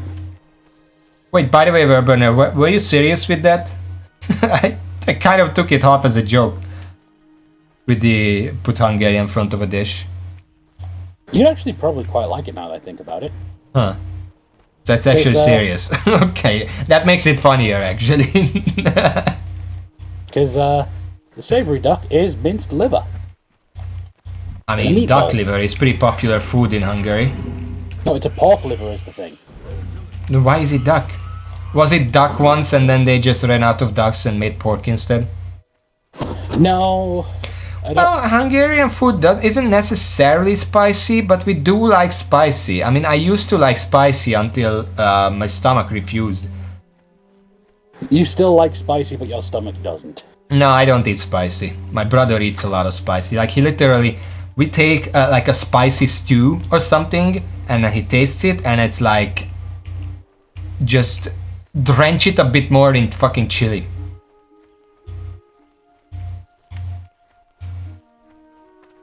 Yes. Da-da-da. But yeah, it's not that spicy. I think most of the spice just comes from the... well, the spices. Paprika, if cooked properly, it can give a tiny hint of spiciness to a dish, even though it's not intended to be spicy. Yeah, I just quickly checked. They're only called ducks in certain regions, but I cannot say the other name because Twitch will bonk you. I have a few dishes like that. But I don't know if I should say the name or not. Best not.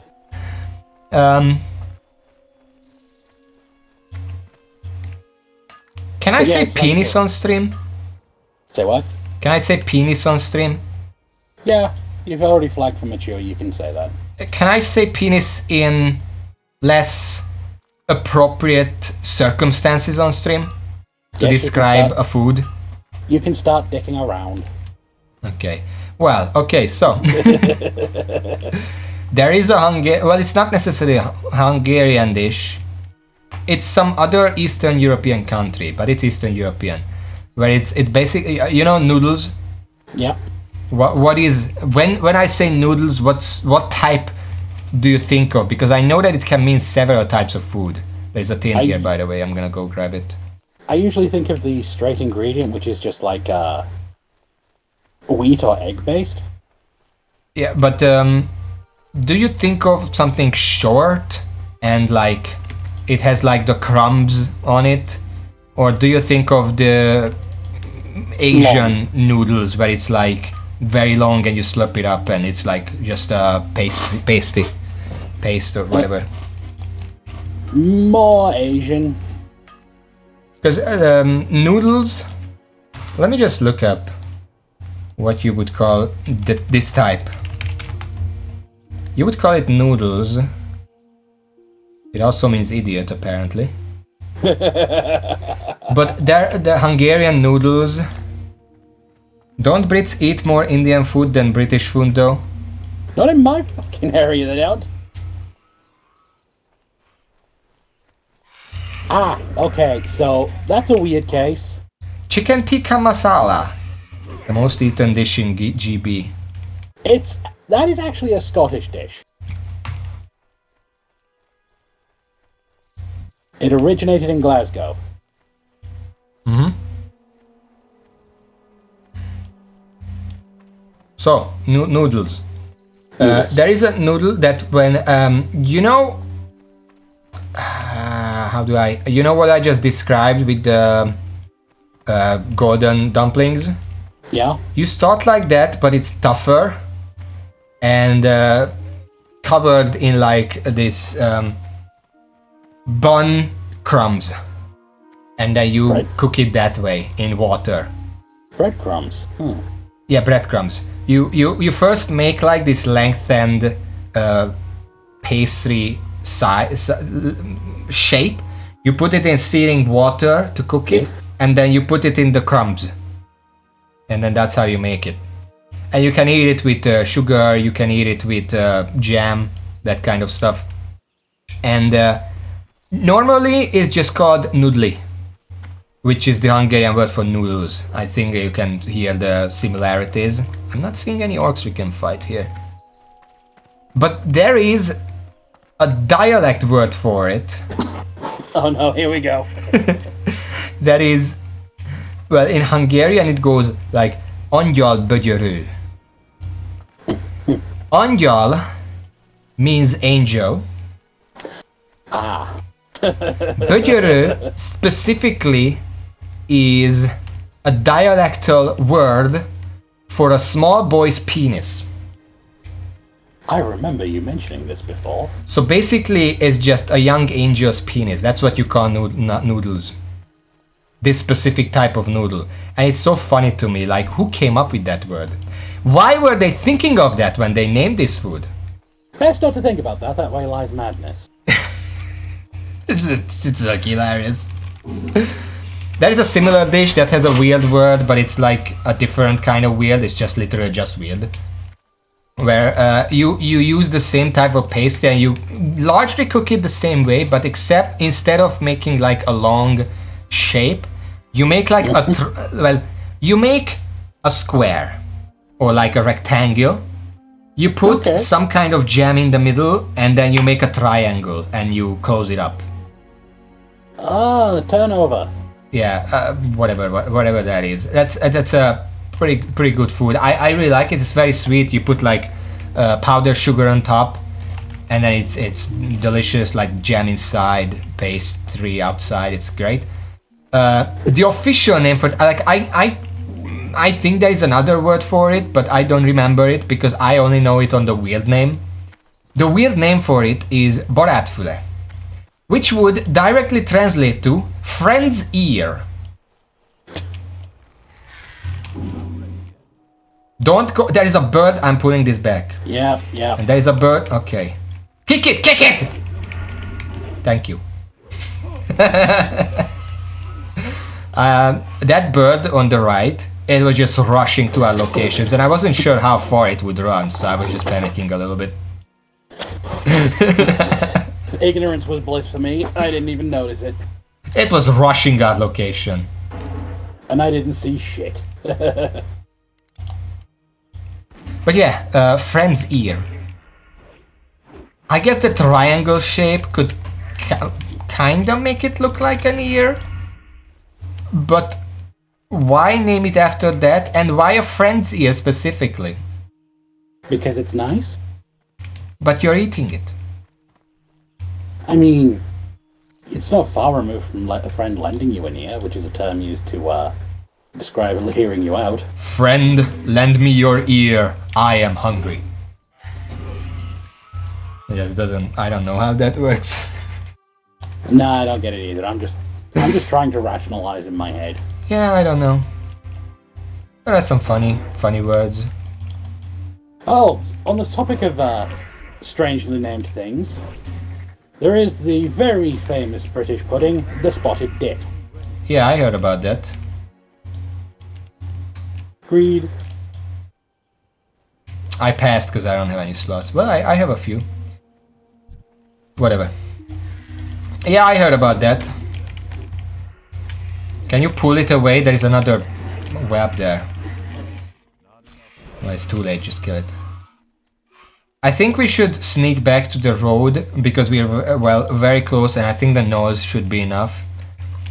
Maybe. Yes, Spotted Dick. That reminds me when my classmate had popcorn in like not in class, like during the break, and it was salted popcorn. And because popcorn, you know, corn in Hungarian is just kukorica. Okay. Which also has like a dozen names in different dialects, but I'm not gonna list them right now. But kukorica, and she confused like half the class as she was talking about it, and she like offered like, do you want some? But she called it sós cookie. Sós meaning salty. Cookie. Yeah.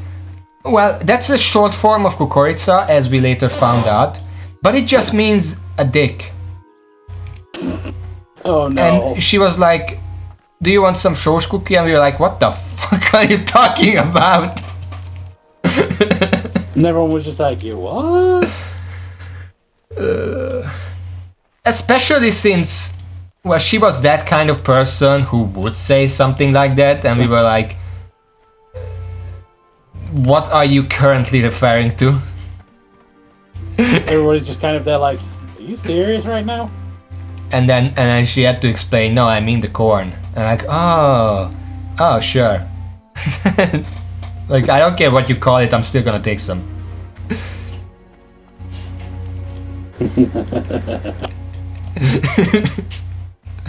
God damn it. Trying to think. Hungarian has some long words. Like, I'm not even referring to the, like, fucking elkáposztásítól tanítottátok or something. I'm just making a very common example that I always bring up. Defragmentation is a pretty common thing with computers, right? At least it used to be. I don't know about nowadays. It still sees some use. Yeah. Well, defragmentation, that's a pretty long English word. Like, it's 5 syllables. That's pretty long for Hungarian, right? English, right? Oh shit. Can you pull that? I'm poisoned. Well, now you didn't have to. I thought you would aggro it. Whatever.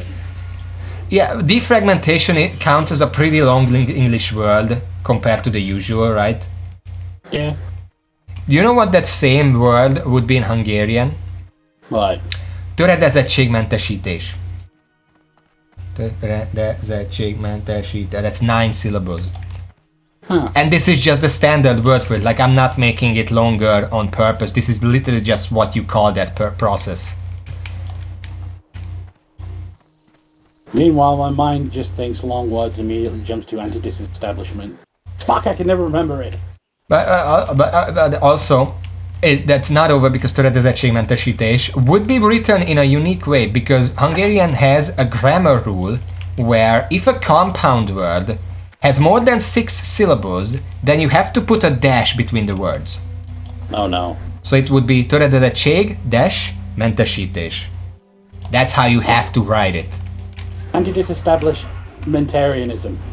That's the one I was thinking of. Mentarianism? Anti-disestablishmentarianism. Okay, so I remember when I was looking for the longest Hungarian words on Wiki, and it has a word that is the longest theoretically possible word, even if you would never use it in any circumstance ever. Let us just, you know what? I'm gonna look it up right now. Oh god. Leghosszabb magyar szó. Hungarian World Records. Where is it? Stream will be longer today. Oh, okay, here it is. The longest possible word in Hungarian that doesn't concern itself with potential grammar or usage is 448 letters long. And it goes as such. Összetett szóhosszúság, világrekord, döntéskényszer, neurózis, tünet együttes, megnyilvánulás, fejleszthetőség, vizsgálat, szervezés, ellenőrzési ügyosztály, létszám, leépítés ellenes akciócsoport, tagság, igazolvány, megújítási kérelem, elutasító határozat, gyűjtemény, értékesítő, nagyvállalat, átalakítás, utófinanszírozás, pályázat elbíráló, alapítvány, kuratórium, elnök helyettes ellenes merénylet, kivizsgáló bizottság, ülés, elnapolási indítvány, benyújtási forma, nyomtatvány, kitöltögetés, ellenőrzés, lehetőség, főpróbák. What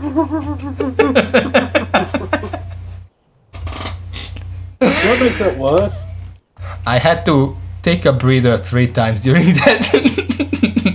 What makes it worse is that because the human brain is absolutely fond of pattern recognition, some of these syllables got picked up and it's like, hey, I know that one. And now I'm gonna put this entire thing in Google Translate and kill the entire service. Oh god. It failed. It didn't even try. Took one look and went, fuck. It didn't even try. I don't think it would fit in Scrabble, but you can count it up if you want. Like, it's 448 letters. A lot of Y's, a lot of dashes, because obviously we have to use a lot of dashes in this. You know how many dashes are in this one? 1, 12? 2, No, 3, 12. 4, 5, 6. Wait, are those just end of line dashes? Give me a second. I don't know, it's like 7 or 8. Earthroot. Ah, there's also copper there. And no, I am not going to translate it. I did once. I lost the translation. I'm never doing it again. Oh no, German law names. I can read some other words from this page, by the way, later. But I really want to level up now. Alright, did you get it? Yeah, I got it. Okay. Let's head back. Rindfleisch Etiketierung Überwaschung Schaufgaben über Dragungsgesetz. Triangle. How is my pronunciation? I'm pretty sure G's in German are in fact Y's. I don't know.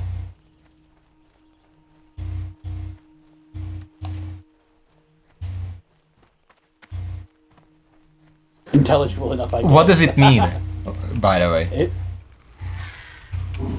What legal principle are we talking about here? Beef. I leveled up. I still have... Labeling. Oh shit. Oh. If you don't hit it, the other guy would just aggro it off of you. Beef labeling supervision task. Okay, got it so far. So far so good.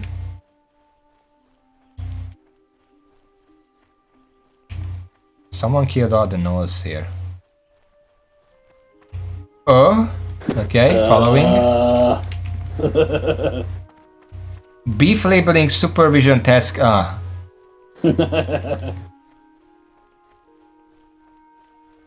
Transmission. Oh, is this the law about the supervision required for beef labeling in German? Gesetz is law. Yeah, okay. In Hungarian, we always say like really short words for laws. We don't make long laws. Like it's literally.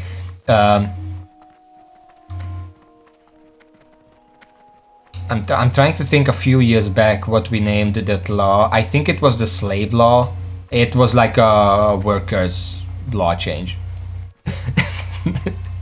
The politicians don't get to name these laws.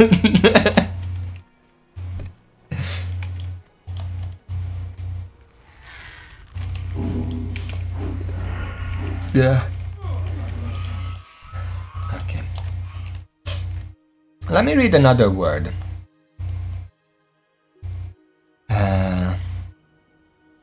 Because különösen azt hiszem... Because you would think that world records, Hungarian world records, this kind of Wikipedia would be simple, but there are different categories, like artificially created words, sensible fucking words. I just aggroed something.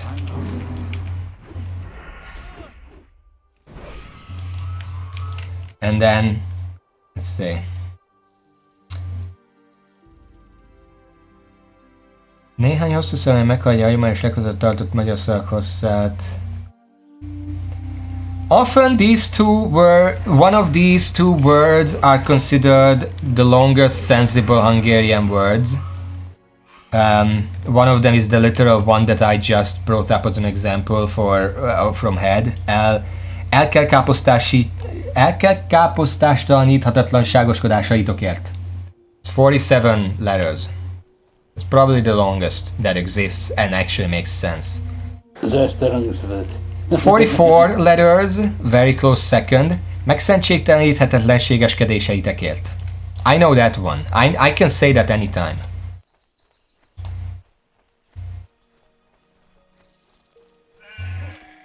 What the fuck? I killed a sheep. Did you just kill that sheep? I killed the sheep. Why did you kill the sheep? Because I had the sudden urge to kill something. Well, kill this bird. Leghosszabb magyar település név. Longest Hungarian settlement name. Yes, exactly that, Werner.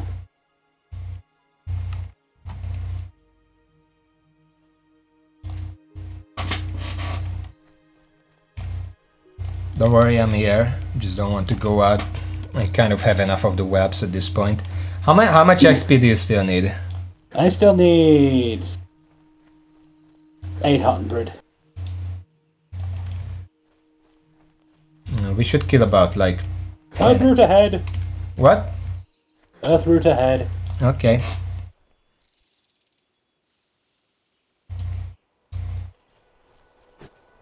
Hungarian city names or like settlement names actually not that long, because I just found the longest named one. It's not actually that long.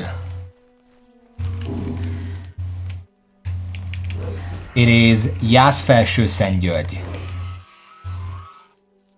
Another one of these? Agreed.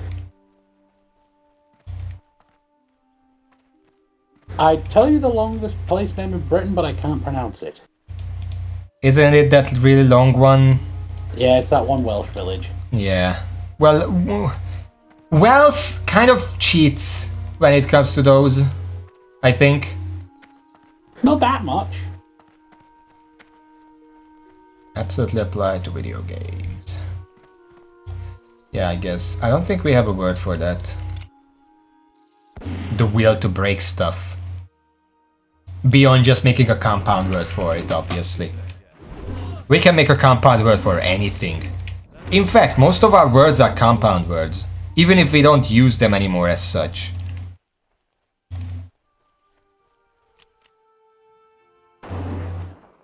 There are also words like if you like there is a word motorcycle. Like even in English that's a compound word.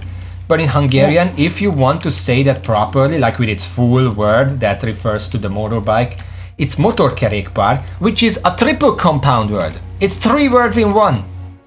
Motor, which is like an engine, kerék, which is the wheel, and pár, which is pair, a pair of wheels. And also bicycle would be kerékpár, which is a pair of wheels, literally. So the literal translation of motorcycle is effectively an engine and 2 wheels. An engine on 2 wheels, yes. One of my favorite town names in Austria is Ibs and der Donau.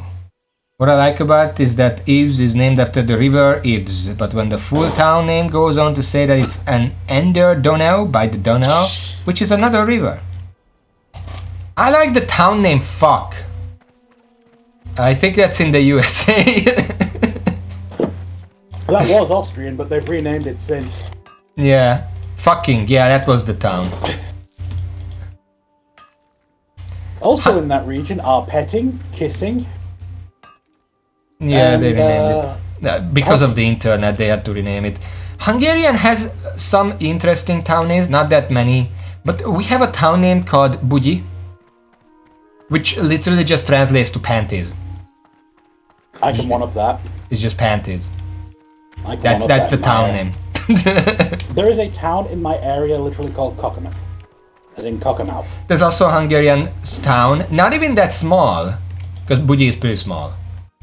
But there is a town that's not even that small called Oroszlány, which you could actually consider that a pun, because if you just take it as is, it means Russian girl. Yeah. But it's very close to the word Oroszlán, which would be a lion.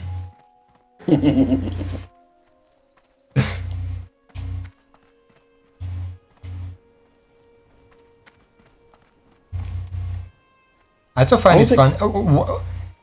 Most languages call the Danube, right? Like I know that's that in English. I don't know what it is in German or whatever. What is it in German, Werner? The Danube. I'm pretty sure it's still the Danube. Danube. Yeah.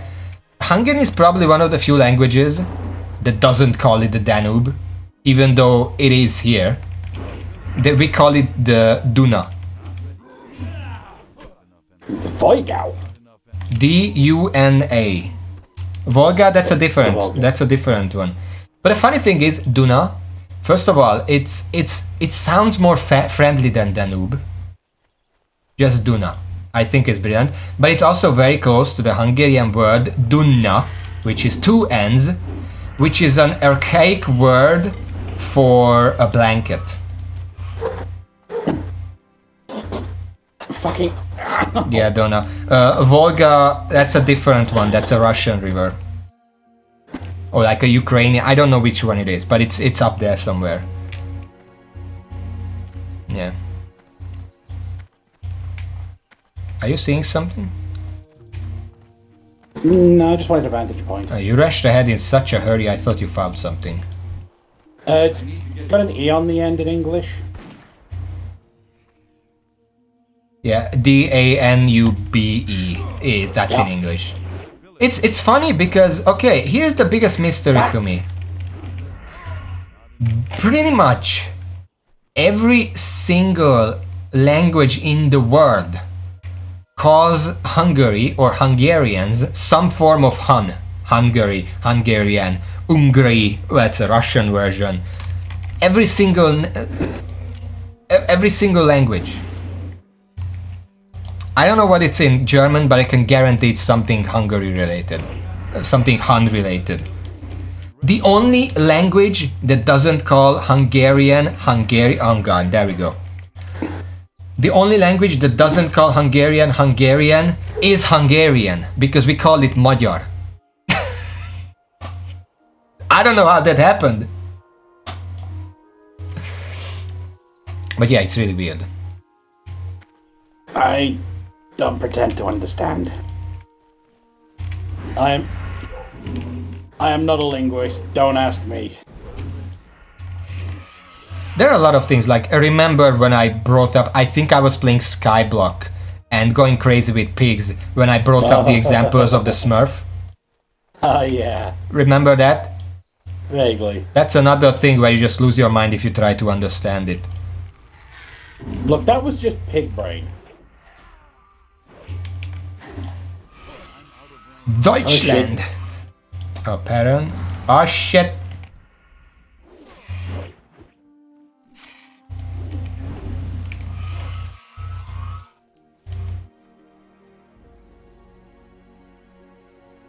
Let's bruise with here. This is the 100 one, right? Wait. What? Is this also bruise weed up here? Motherfuckers! Two bruise read. Yeah, it's just really weird. I specifically looked up Smurfs in all kind of different languages. Like I write in Google Smurf, and then I wait, Smurf, and I check it in let's see, Finnish, Smurfy, German, Schlumpf. That's still pretty close. Italian, Puffo. Okay, that's different. That kind of destroys my argument. Irish is Smurf, obviously. Hebrew. I can't read this. Slipper. 69 herbalism. Nice. Nice. Turkish, Syrian. Ukrainian, Smurf. Just written weird. Arabic, Sanafur. Fucking Japanese, Sumafu. Yeah. What are the Korean? What the fuck? Sumopyu. Russian, that's also it's the same as Ukrainian. And then you go to Hungarian. Where is it? Hungarian. And it's like whoopee cake, turpy cake. Last words, Monka.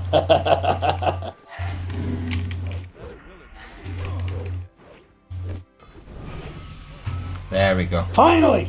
Okay, let's go back into town. What EXP are you on? We are still pretty... Well, most of these quests are still pretty high level, but the Blackrock Menace is yellow, so we can go do that next time. What? You know what, should we just... Ah, shit. Ow! Fucking... Should we just go and do this? Like, how many battle axes? Watch out, more well to the right. How many battle axes do you have? I have 3. I have 5. Let's just go do this right now. Yeah. My bags are full, but I don't care. My bags are almost full, but yeah. Yep. How much EXP have you already got? 1 bar. Number? Adam. Yeah, we're over 1200. Okay, so you are 1200 ahead of me. Yeah, give or take. A sentient bicycle with a clown's nose who has 101 trick. Okay. That sounds like a regional variant of fucking Doraemon. Ah, shit. I didn't see the spider. Let me bomb it. I don't have enough energy. There are actually quite a few Hungarian cartoons that foreigners have literally never heard of, even though they're pretty good. And I mean, I don't know if I can say something that weird, but there are a few. I'm just waiting for the poison, by the way. Just give me a second. There are a few Hungarian cartoons that they are very odd. Nowadays, there aren't really many Hungarian cartoons coming up, but there are like the Mazga family, which is essentially, well, it's about a family like the fucking Simpsons or something. But the twist there is that there is a mother, father, boy, girl, cat, dog. That's the family, and the boy is so smart that he turned a standard home radio into a communication device with which he can communicate with their descendant 1,000 years in the future. Oh. Yes, and then each episode sort of goes, the family has some kind of problem, or they want to do something, or they want to achieve something. So then they talk to this descendant, and he sends them some futuristic device that theoretically will solve their problem. But then they go overboard or get greedy or whatever, and obviously, you know what happens. By the way, we have a talent point. Let's finish up precision. Oh yeah, precision. That's 5, nice. It's a cool concept, it was a really good. The funny thing is that it has a theme song that's like 3 fucking minutes long, and they play it every single time. And it's not like it's a theme song where it plays and then you have graphics and credits at the same time. No, there is a theme song like 3 minutes long at the start, and then there is a 1 minute long credits scene at the end. And the funny thing is, this cartoon actually had some spin-offs. Very rare for a Hungarian cartoon to get spin-offs, because they usually just move on. They don't last that long. This one had 2 spin-offs that I know of. It probably had more, but I only know of 2. One was absolute garbage, and the other was really cool. I actually liked that almost more than the original, because it specifically centered around the boy and the dog. Huh. The idea behind that spin-off was that the boy, when the family isn't looking, quote-unquote, he has this inflatable rocket ship that he goes on adventures with to different planets. And the dog goes with him because he's the assistant, he can talk now. The boy made him be able to talk. And that sounds like a pretty generic premise, but the kind of planets they go to, actually, first of all, they are really complex. Sometimes they're really silly.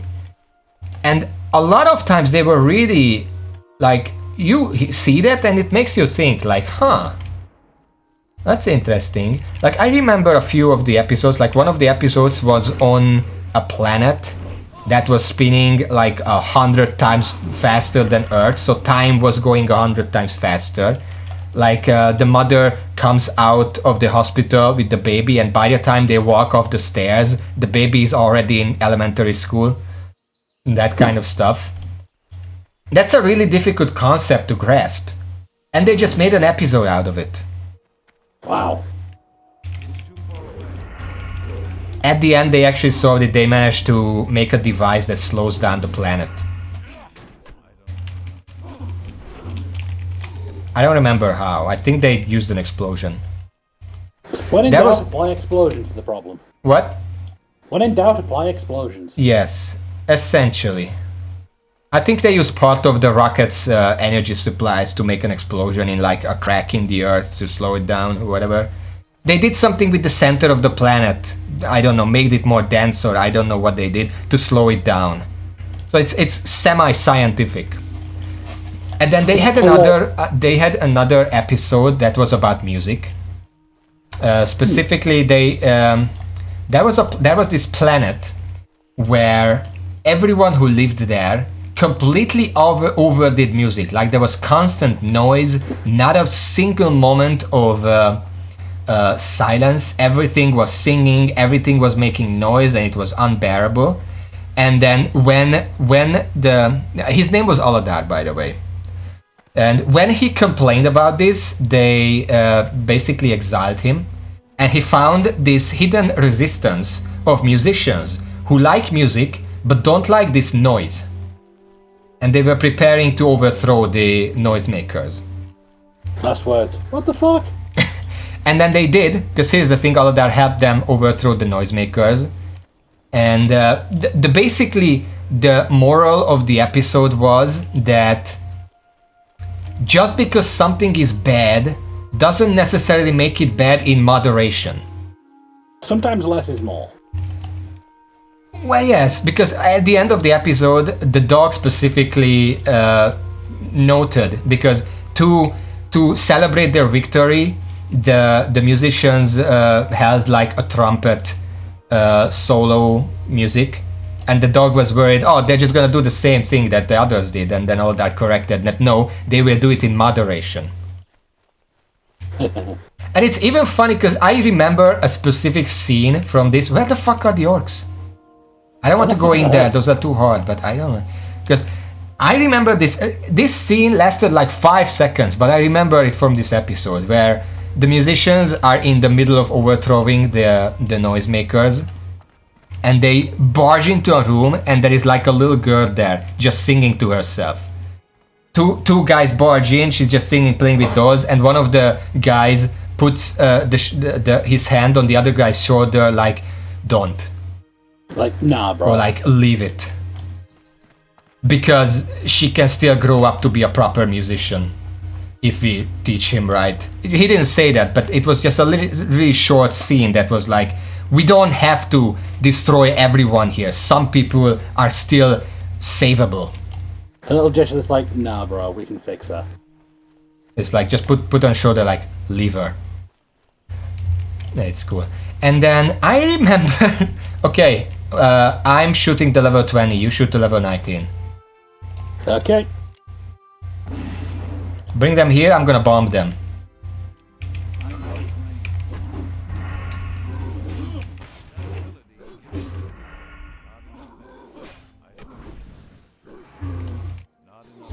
Nice. One of the episodes was about sloth, specifically. Aladar didn't want to do anything at home. He just wanted to, lay in bed, just relax, take life easy. And then his family was all up in his business, like, clean out your room, whatever, blah, this generic stuff. And then instead of that, he went on an adventure, and he found a planet where basically every single human was being taken care of by a robot. But to the point where, like WALL-E, you've seen WALL-E. Every single human is a fat fuck. And they are being taken care of to the point where the human that they had to deal with specifically was like a young kid, like 15, maybe 14, whatever. Really fat, can barely even speak properly, because why learn to speak properly? That's too much effort. And they had to escape because the robots kept trying to grab them and lock them into a room in order to take care of them. And they obviously didn't want that. And then they, in the end, managed to escape, went back home, and immediately started cleaning up. Like, fuck that. All kind of these kind of... I really liked it. I actually think this was better than the original cartoon, which was just very formulaic and stuff. This one actually told really interesting lessons. Makes sense. And then the other spin-off was about the family going on a worldwide vacation. Oh no. And then that's when because in the original they had like a neighbor, Marish neighbor, who hated them. for obvious reasons. They are a loud family. They constantly make trouble and whatever. In this spin-off where they go around the world, they literally, it's the first case of Flanderization in a Hungarian cartoon that I could think of. The neighbor, from going from like a grumpy old guy that lives next door, went to a fucking super villain who wanted to kill the family by hiring like fucking mercenaries and whatever. That was bad. But the other one was good. I like that one. The Aladar one. So I intended to talk about Hungarian cartoons and I got stuck on one. But this is the most famous one.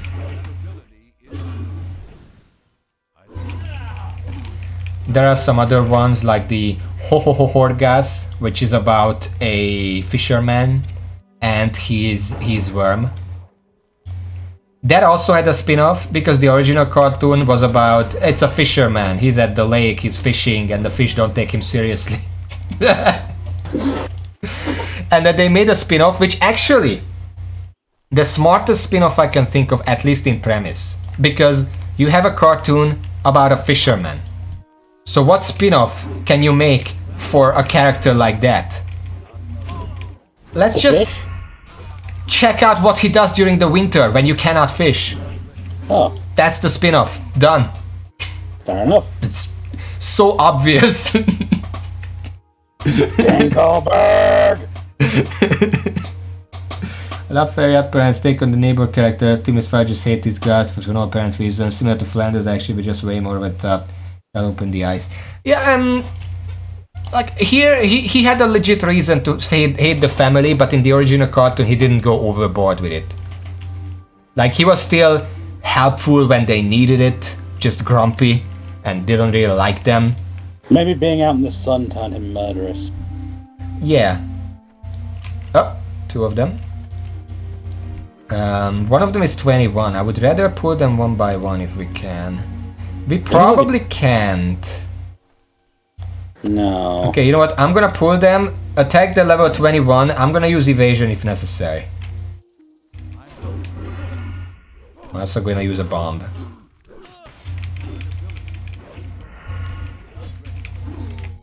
Okay, I don't think we need to use any evasion.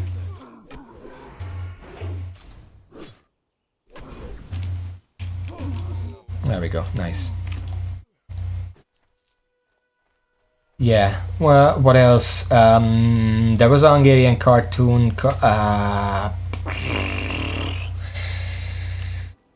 There was Wook. That wasn't necessarily a series, it was more like a movie that was at one point cut up into a series. It's about like a young fox. Huh. It's basically... If you wanna think of it that way, it's basically Hungarian Bambi. Oh. You know, his parents get killed by the hunter, and then his uncle takes him in and teaches him how to be a fox. Yes, the Reddit Pixel Place did have Wook on it at one point. Yes. And there is a really good quote from that cartoon that I remember, and it's quoted pretty often in Hungarian circles, which says, like, Wook messes something up and says, "Am I dumb, uncle?" And the uncle says, "You're not dumb, just young." And that's so true. There's a reason the saying goes when you're younger and dumber. I don't know the exact quote, but it's like something like, "You're not dumb, just inexperienced." No, the exact quote would go, "You're not young, you just don't yet know that much." He specifically says it like that. You don't know that much yet. That doesn't make you dumb. Ugh. Have you gotten any access since then, by the way? I'm up to 5. Oh, I only got 1 since then. Well, obviously I can mention Hungarian cartoon, the Johnny Corn Cob, the Lost Media. From what you've told me about that, I can't help but think that, although that's not really the name of it, it's too good. What's not the Because- name of it? Like, the official name isn't Johnny Corncob. Yeah, it is. It is Johnny Corncob. Well, in English, they call it by that name. In Hungarian, they call him by the Valiant name. Valiant John. Yeah. John the Valiant or whatever. But the movie that I know about in English is called Johnny Corncob. But yeah, like, knowing that, the fact that he actually does get his ass kicked in a way. He has a bad luck. But then he just goes around and kicks everyone's ass. Yeah. Man is literally so owned. Ooh, another battle worn axe. Okay. Man is literally so angry at getting owned, he just turns into Doom Guy. He's not even angry. He's just completely indifferent. Goes around fucking... Like, he literally starts his... The story literally starts by him banging his girl. Like his love. So he already won at the beginning. Yeah. And then things go complicated. And then he gets so pissed off he literally goes to hell. Yeah, well, not even that. Like, his love, Yulishka, has an evil stepmother, which is it's not that unique. But she works her so hard that Yulishka dies. And because she died and cannot take care of the old woman anymore, she also dies. And then when Johnny finds out that this happened, he gets so mad at the stepmother, he goes to hell just so he can kill her again. Yeah, man gets so pissed off he goes to hell. Just so he can kill her again. Yeah. He basically becomes a single target Doom Guy.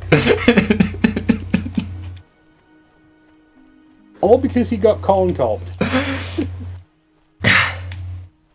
Yeah, that the entire story starts with that, and then he loses the sheep because he was banging the girl, and then he gets chased away from the village, and then the first thing he meets is like in the middle of the woods there is a house where a bunch of bandits are living, and then he just fucking enters while they're counting money or whatever. They surround him, and the leader is like, "What is your last word, you idiot? You came into our hiding place, now we're gonna kill you." And he's like, "Please kill me, I don't give a shit. I had to leave home, I don't fucking care." And the leader is so taken aback that he's like, "Holy shit, son, do you want to join us?" Do you want a drink? And then, yeah, he joins them, they have a good drink, they party, whatever, and then he doesn't actually drink any, or I think he drinks, he can just take it a lot better than the bandits. Because all the bandits just get knocked out in a stupor, and he's still awake. And then he looks at their money and he's like, I could just take all this money, bring it back to my love, buy her freedom from the evil stepmother, and then we could live happily ever after. But then he thinks, wait, no, this is stolen money, it has blood on it and whatever, I can't take this. And he gets so mad at his own thought that he burns the entire house down. No survivors. Yeah, no survivors. He corn-cobs himself so mad he commits a mass murder. Oh Yeah. shit, I can loot that. I can loot this too. I think I left something here. It's just a Meglos. He fucking... the main story is that he wanders and then he ends up joining the army. And then he goes to France, which is the weirdest part of the entire story, is that the way they go to France is they start in Hungary. They go to, I think... which way? I think they go to Italy at some point, and then to fucking Tartar lands. They go to Finland at some point, and then they arrive in France after climbing the Himalayas. Just don't think about it too much. Oh, there's an orc here. And then the reason they went to France is because it's being attacked by Turks. Where are you? It's being attacked by Turks, and France asked for the Hungarian help, which I don't think that ever happened, but sure. This is the part of the movie. This is a movie, by the way. well, originally it's an epic, but it was turned into a movie, and the movie is The Lost Media.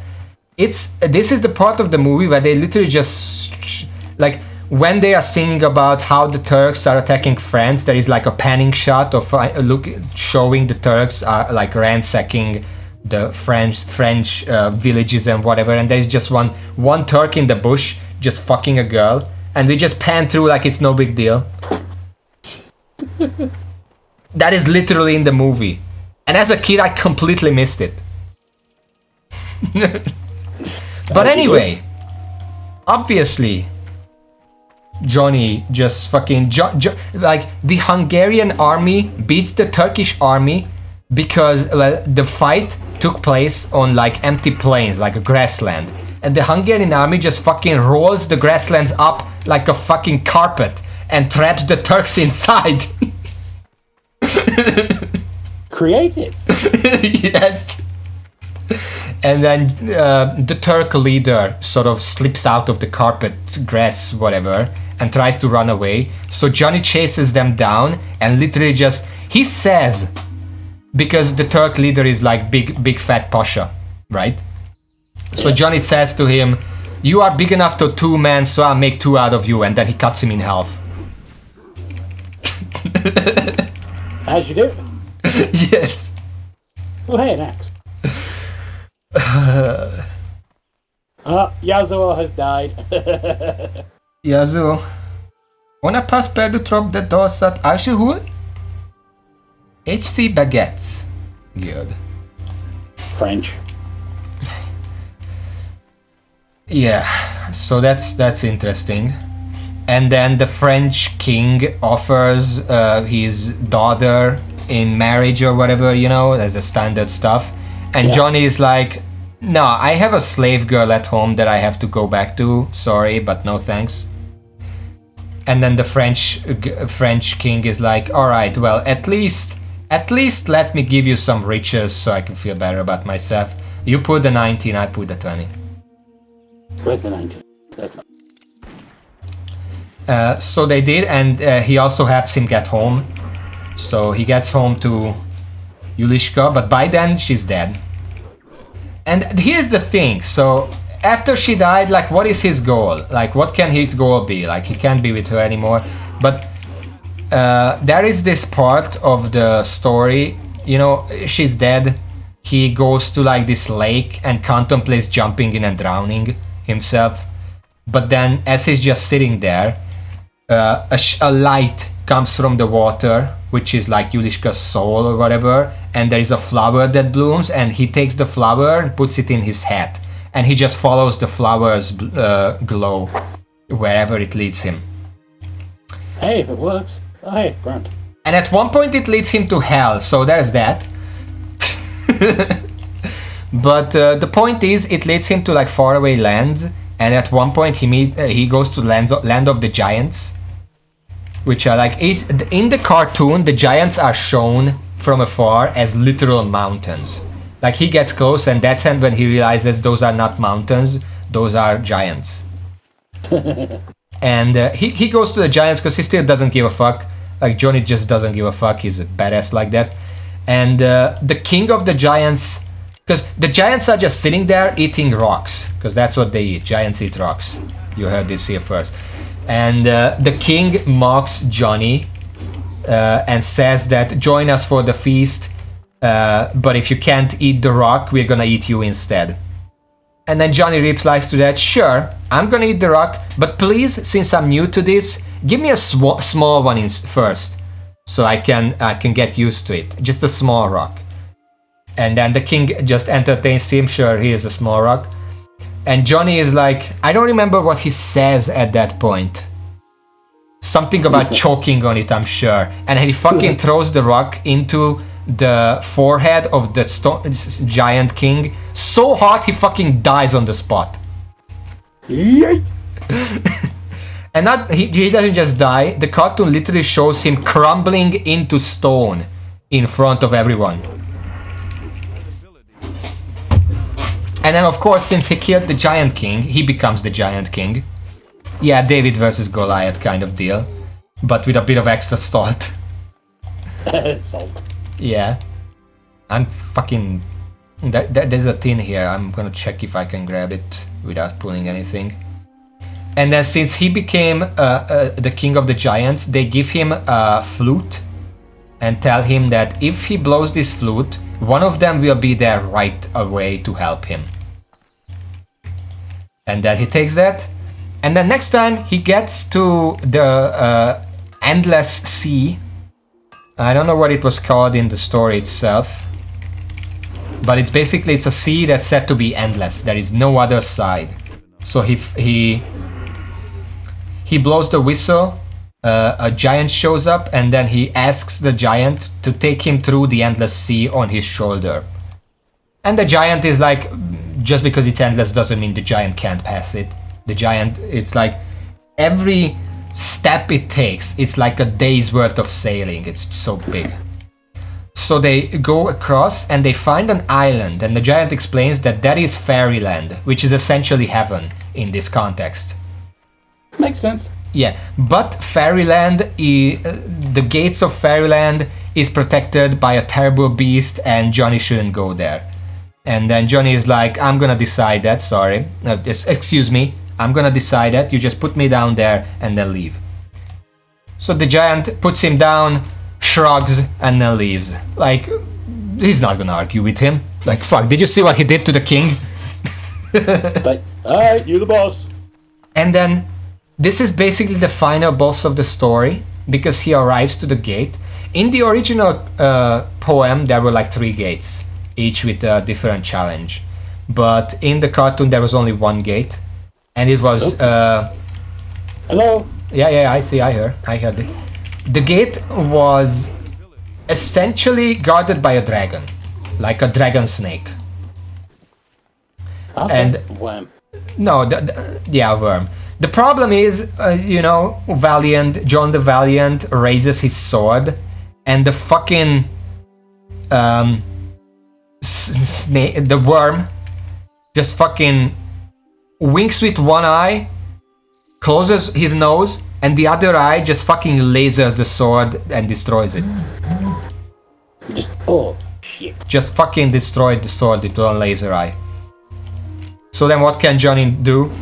He has no weapons. He fucking jumps into the mouth of the dragon, goes all the way down to his chest, and fucking wrestles its heart. As you do.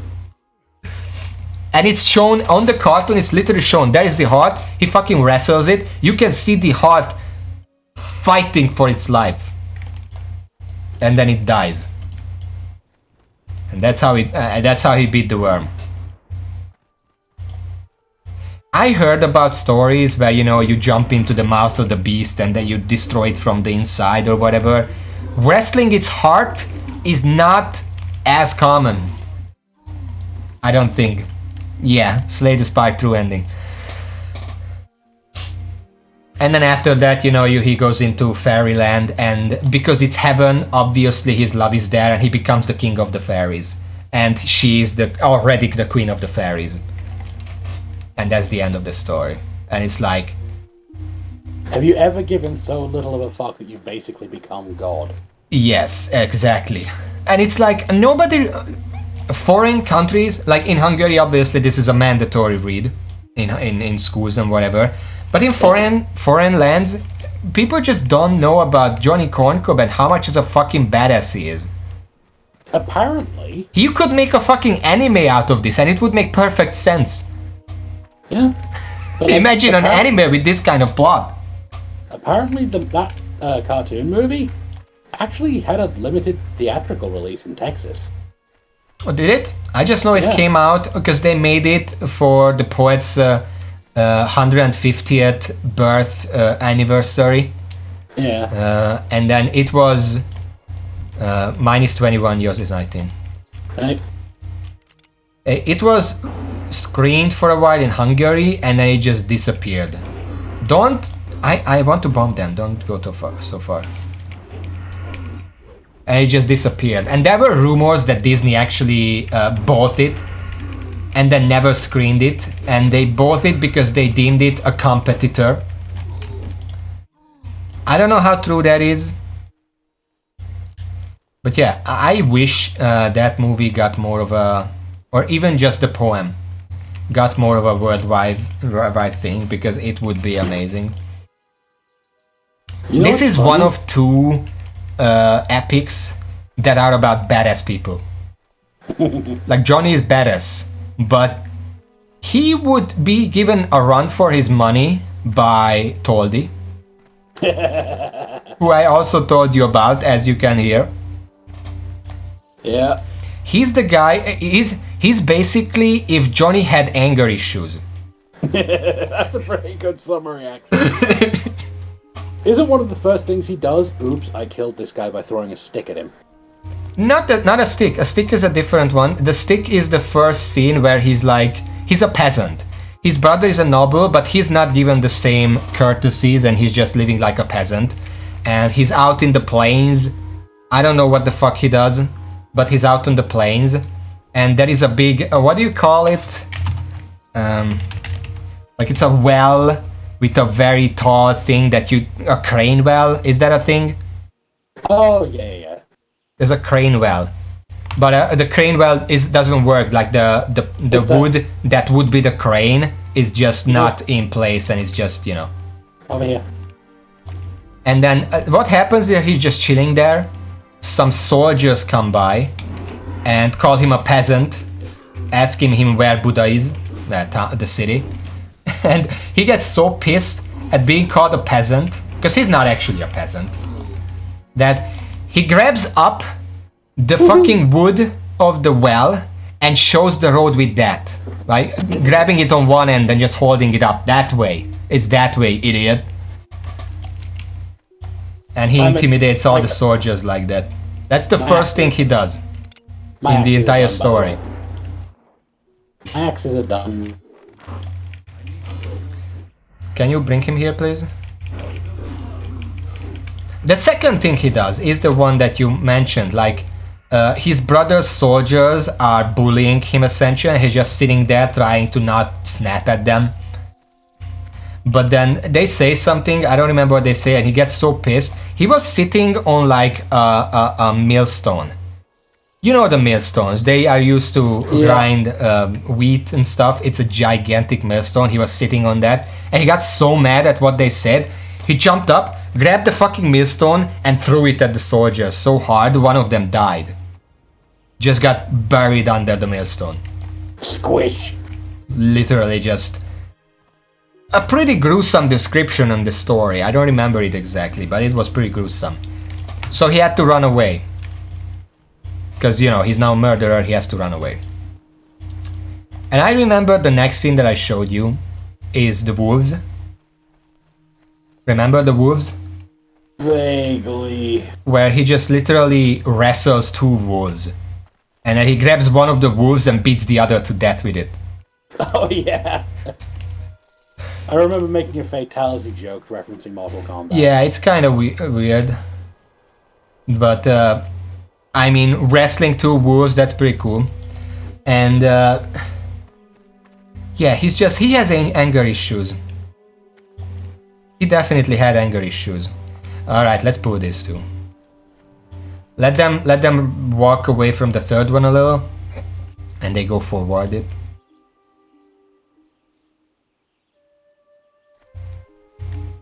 Okay, let's pull. Nope. You pull the one with the shield. Was my plan. Okay, let's pull. It's just weird, but I totally didn't have a cartoon made out of it, so that's why Johnny is probably the more badass one, because you can physically see what he does. And it's also the Johnny Corncop cartoon, one of the most abstract, surreal cartoons that you'll ever see. Because basically, like, I said how the story starts, with a bang, literally. Yeah. They had to animate that somehow. They can just skim over it, because that would be a disservice to the original story.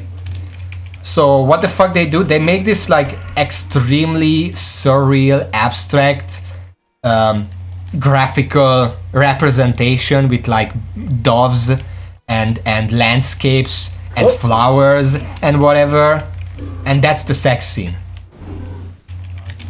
As you do. But then there are also things like fucking when he burns down the bandit hideout, the flames themselves, to make it more interesting looking, the flames themselves turn into like a rooster, a fire rooster. That is what noise does a rooster make in English? God, I don't remember. Cock-a-doodle-doo, what is that at? It does that into the sky because it's flames, you know, and it's very artistic. It's really, really, it's everyone. That's why I'm so sad that there used to be there used to be a video online that was the Hungarian movie with English subtitles, and most of the subtitles was literally the poem in English, because the entire movie, most of the dialogue in the movie is literally just lines from the poem. Yeah. So they just did that, and so anyone who can speak English could watch the movie and read the subtitles and understand what everyone is saying. And then it fucking got removed. And I cannot find it anywhere else. And I want so bad for that to exist, an English translation somewhere, even if it's just subtitles, so everyone can watch it and see it. Because even not counting that, oh, it's a Hungarian movie, I love Hungary, blah blah blah. How many X's do you have? I'm done. I'm done too, let's go back. We're free! Beyond the fact that it's like a Hungarian movie and I would love people to watch the Hungarian movies, blah blah blah blah blah, it's the most abstract movie that you will ever watch. Like in terms of graphical, how they show stuff. It's a very surreal time. Yeah, it's very surreal and abstract. Earthroot. And it's great. The director is known for this abstract design, by the way. There are a few more movies that look similar. But this was the one that, you know the story already, because it's a poem. If you're Hungarian, probably read the poem at some point. You're just wondering how... You have something to compare it to. They're just wondering how it's getting visualized. No, it's not even that. Like, the original poem, it has a lot of flowery dialogue, whatever, but it's just a poem. It's the director who made it into what it is. And it's like... You already know the story, so you're watching the movie with that in mind, and it's just fucking absolutely the most abstract thing ever. And because there are other movies like this, as I said, but there are no necessarily well-known stories for them. Like, obviously there are, because there are like I'm gonna say another movie that's the same style, but they are less known. Like Johnny Corncob is literally the most well-known poem in Hungary. I'm saying in Hungary because a Hungarian poem that's known abroad is probably not that. That would probably be the Bards of Wells. You know that one. You've mentioned it. Yeah. It's the one but that the Welsh kind of adopted. Yeah, it was basically the biggest troll against the royal back then. Like the poet was like there was. I think Werberner, I told you about this. The Austrian monarch came to Hungary, and the poet was asked to write a poem in his honor. And then he said, "Fuck you, I won't do that," and wrote the Bards of Wells instead.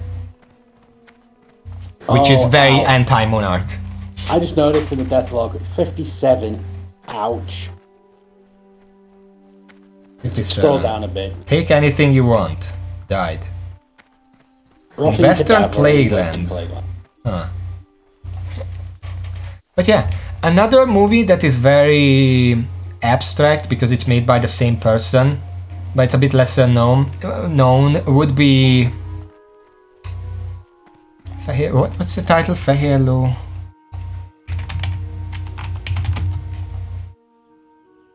fia, okay. So, in Hungarian it's called Fehérló fia, it's one word. In English, it's called Son of the White Mare. Huh. And I do wonder if you can actually find this in English online somewhere, because this is a lesser known. I don't know if they would remove it. But yeah, that one has some Hungarian mythology in it, because I think this is the one where Chris, pardon me. This is the one where, which one? The Golden Father and Dawn Mother show up, which are Hungarian pagan gods. Ah, it's part of the old Hungarian paganism. Yeah, well, it's a Hungarian mythology. Don't believe in it nowadays, because obviously, yeah, sprint. Oh, there's a traveling salesman here. Oh, hello there. Let me check real quick. Nah.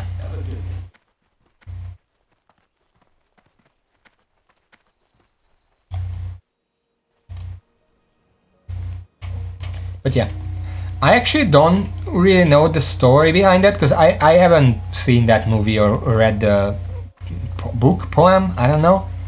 I just know that there is a guy in it called Wood Chewer, who has a very... His name speaks. Before I do anything else, I'm gonna go well, this quest doesn't give anything, so might as well complete it first. It gives EXP. I meant items, so I don't need to clear inventory beforehand. Bring Tharizon's head to Marshal Maris in Redridge. I think this is an elite quest. Let me check. Yeah, it's an elite quest, don't accept it. However, he also has shadow magic. The Baccacorks enlisted shadowcasters to aid their attacks in Redridge, and they have brought with them devices of dark power, midnight orbs. These orbs have struck telling blows against Redridge defenders, and it's imperative we remove the demon-tainted items from the conflict. Shadowcasters. Yeah, I think these are northeast. They are not elite, but they are in camps. Accept it for now. Oh wait, no, this is also elite. Fuck that. Oh. Fucking abandon. Do you see the name of this Voidwalker? Greg Pog. I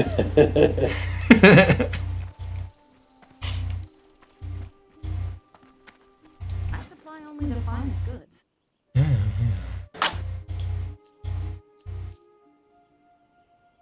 Alright. Let me smelt real quick. Now what do we do? At level 19, can we go to Duskwood? What level were the spiders? I think they were 22. It was between 20 and 22. 22 is still orange.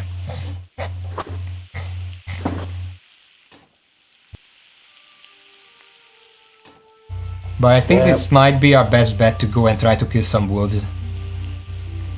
Probably. Yeah.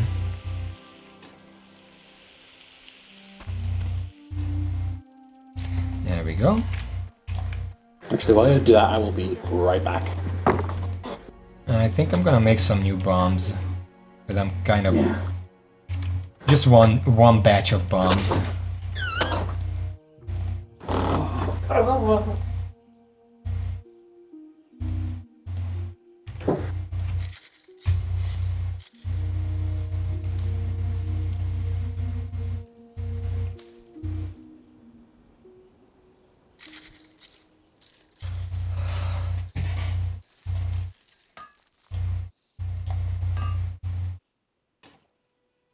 I got two.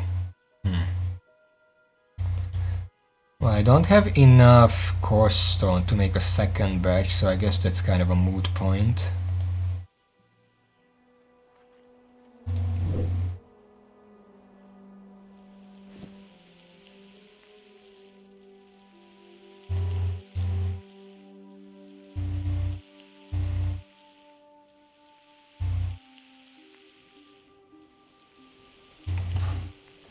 Alright, I'm more or less done here.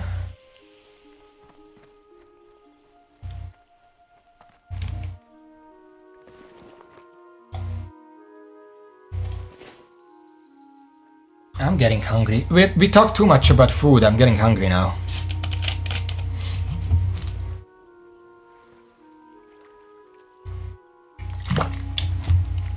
There's still about an hour left of the stream. We can probably do the wolf mission in that time if we're careful.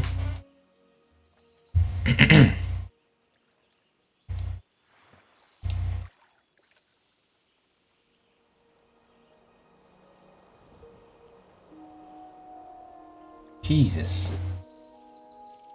Somebody's spamming. You back?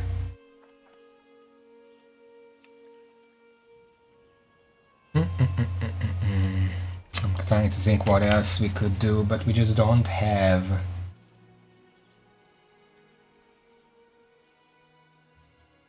northwestern edge of Duskwood. We could complete that. We would have to run from Westfall, but we can probably complete that and then accept the next one, whatever it is.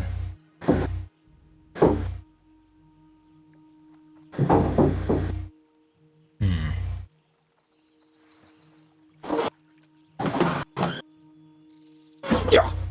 You back?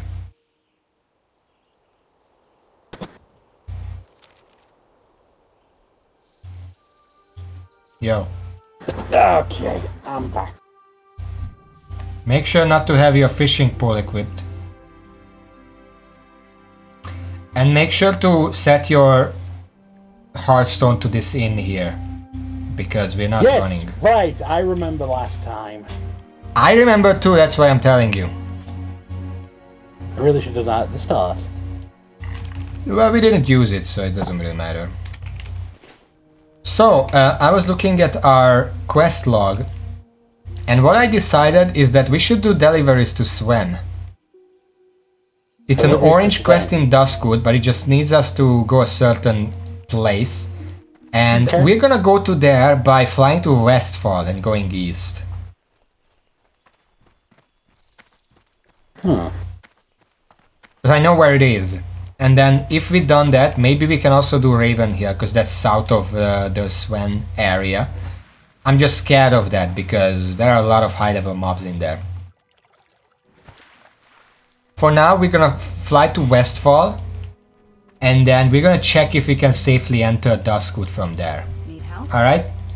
Alright. 3. Sentinel Hill. 3, 2, 1, send. See you around. Alright. Because if you look at the Duskwood map... What? Last words. Free at last! Well, yeah, you were playing a fucking warrior. Yeah. Bloodscout Witch Doctor. Those are annoying as warrior, because they use lightning shield. His last words were weed elemental. Young Wetland Crocolisk. Wetland. Why are you at Wetland at level 15? Anyway, if you look at the map of Duskwood, you can see the river goes all the way in the west. Yep. And in the northwestern corner, there is a camp. That's where Sven is. And further down, you see a bridge between Westfall and Duskwood. Yep, that's our Raven Hill is right above that in Duskwood. Ugh. So wait, are we going to be going up through Ravenhill to get to Sven? No. We're just gonna pass the river directly in the north to get to Sven. We're just gonna walk from Westfall in the north directly to Sven. Huh.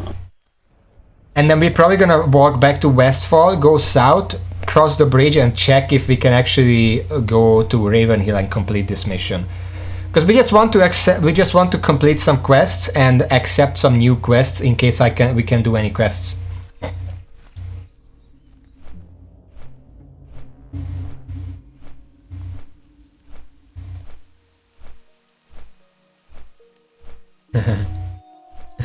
Blue Beans Night of Hunter. I watched a YouTube video. I watched a YouTube video. Died in Stormwind City.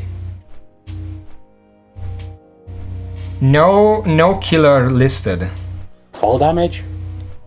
Either fall damage, I guess if it was the sewer beast it would be listed. Yeah. Okay, this way. Watch out for herbs. Yeah.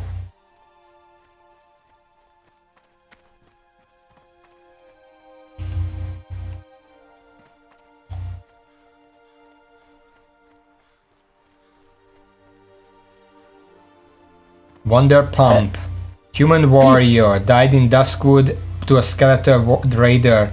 Last words, I'm Blue. dying. Ah shit, it's guided by a bird. What? Peace Bloom. This guy was... This guy was in Duskwood. Oh, he's 27. That's sad. It's still green, but I also need it for Troll's Blood Potions, so... Well, if it's green, you just take it. Even if it's grey, just take it. Because you need it for alchemy. Yeah, I was gonna say, even if it was grey, because of what it's used for, I would still take it. Okay, see that little enclave on the other side with a tent? Nope. Well, not anymore, because we went down. But that's where Sven is. We're gonna cross this river, but watch out, because I don't know how high level the mobs are in the western Duskwood.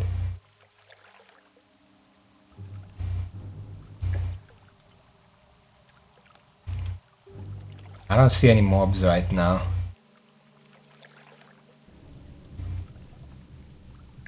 I'm just following your lead here.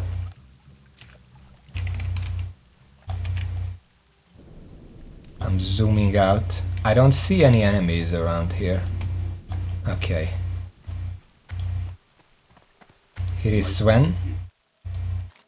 These supplies will be most useful. The aid of the caravan family is always appreciated. Here's a little something for your trouble. Thank you. 12 direwolves, 8 rabbit direwolves. Starving direwolves, rabbit direwolves. I think those are level 20 to 22.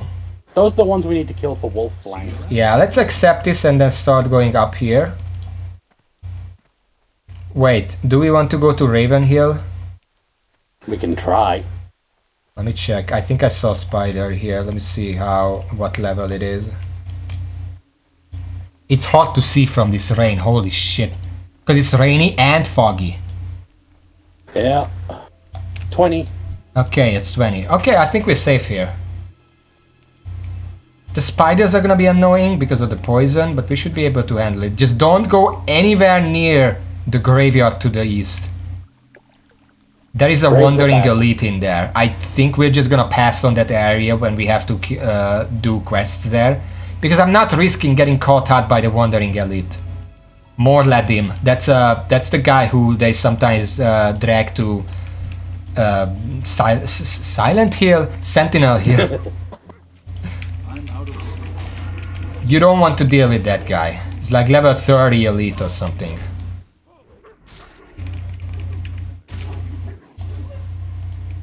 I got a sharp claw.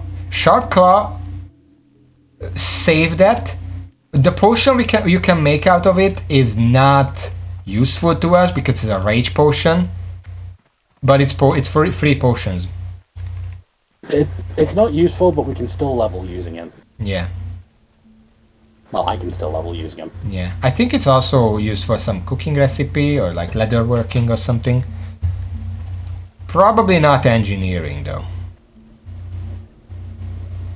Unless it's... Okay, and when we go into Raven Hill, do not use any abilities. I'm not risking getting killed by invisible enemies. Oh shit. What the fuck? How did that go from so far away?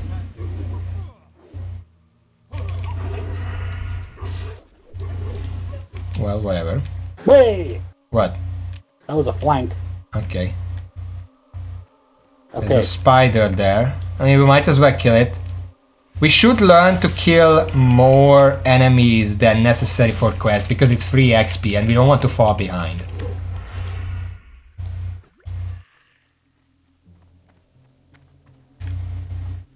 My train of thought was if they're on the road, they're fair game.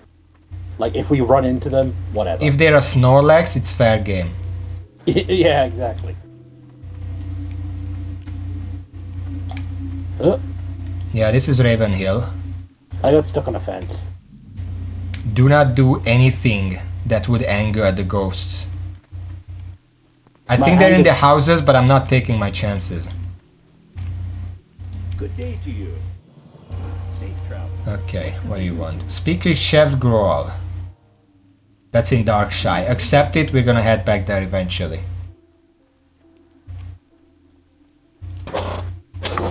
Okay, and now we just have to kill some wolves. Get some wolf meat, head back to Darkshire, and then we can get a bunch of XP. We still need Stormwind seasoning herbs. We can buy that anywhere.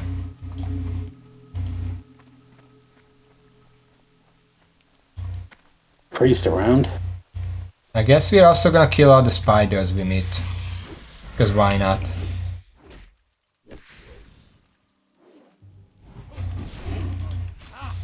How strong is the poison? 12 every 3 seconds. That's manageable. For 30 seconds. Yeah, poison does that. Oh. There's a wolf over here.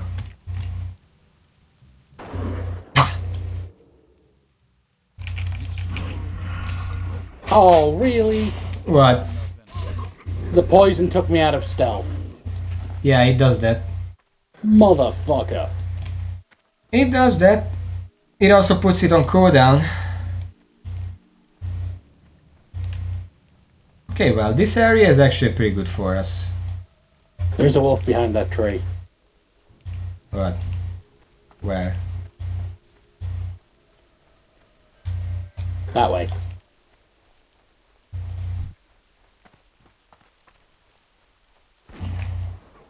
I'm trying not to go too close to the graveyard.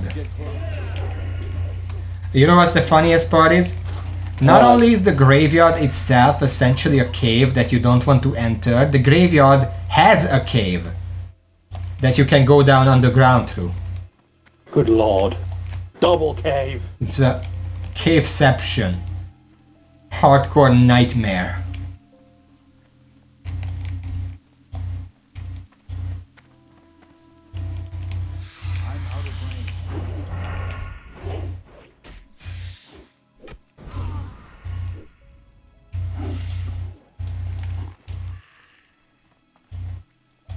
That cave is one area where, when I'm just playing, not hardcore, just normal, I remember it was easier to just go in, do whatever you're there to do, like a quest or whatever, and then just die. Because getting out of there is almost impossible. I need to eat. Oh shit. What? Stitches is on the loose. Oh shit. Stick to the river. He's not coming this way, but I'm not taking chances. Like I said, he's on the loose. Yeah. We're gonna... Well, we may be too far from the town to actually hear the crier. But he should be talking right now. That's a monster is coming or whatever. Basically telling everyone, get the fuck out! If nobody does anything, the guards eventually kill it, but it's a hard fight.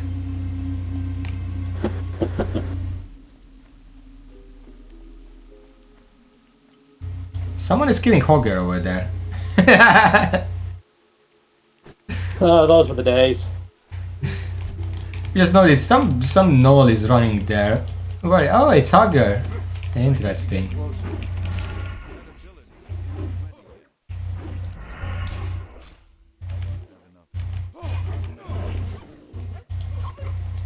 I'm not getting flanks. There are a lot of wolves in this area, so this is where we can farm a lot. Yep. Yeah, and here's the thing. We really want to rush level 20 because that's when we get poisons. And it's really important to get that. Because it's a really big DPS increase to just have instant poison on your weapons. And it's at that point where we want to make sure that we have slow offhands, or like fast weapons, fast offhands, because then you can apply the poison more often. Ooh, Briathorn, I can pick these up now. Oh yeah?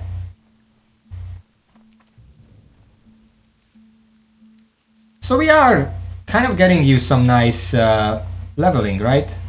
Yeah. What point did you start at today? 47? And where are you now? 71. Yeah, that's pretty good. Did you learn the upgrade? No, we haven't been to Stormwind today. We're gonna have to level you up.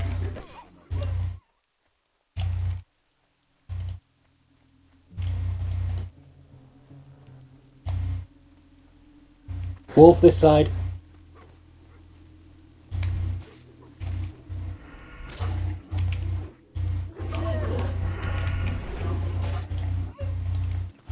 Just fucking empty. They're not dropping anything for me.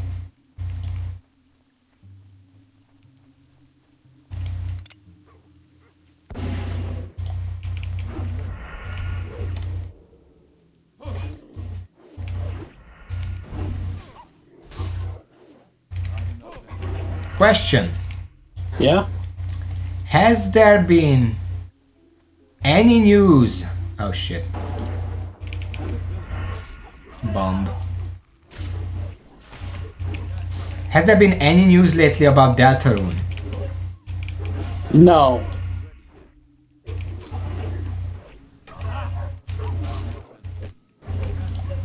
I've been waiting for it. Those kind of games are one reason why I would prefer to stay a variety streamer, so I can play those games on stream. But at the same time. What? But at the same time, it's kind of... Where the audience go? There is no same time. I would just prefer to be a variety streamer. Ah, fair dues. Even if I do something like there is one game that I play, like if I had all 5 days of the week to stream because I'm like a professional streamer or something, I could do something like Monday, Wednesday, Friday are main game, Tuesday, Thursday are variety games, variety days. Oh shit. Oh, collaborations. Or collabs, sure. Just in general. The No, Hermit. don't. Oh. Oh, he's dead. Because there's a quest we can finish there, the Hermit. But let's try starting just to look around.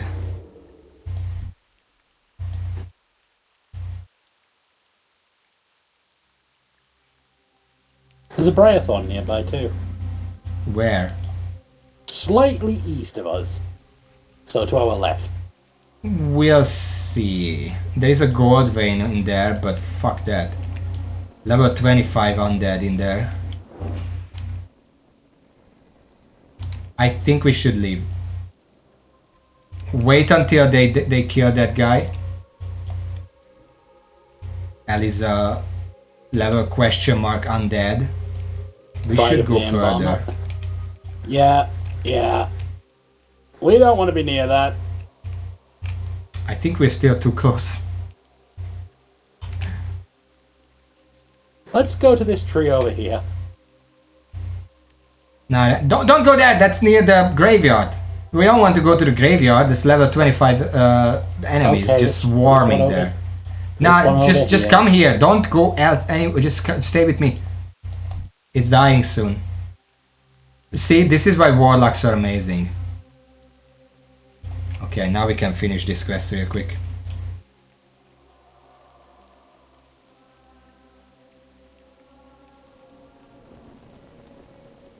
How are you? Have a good one.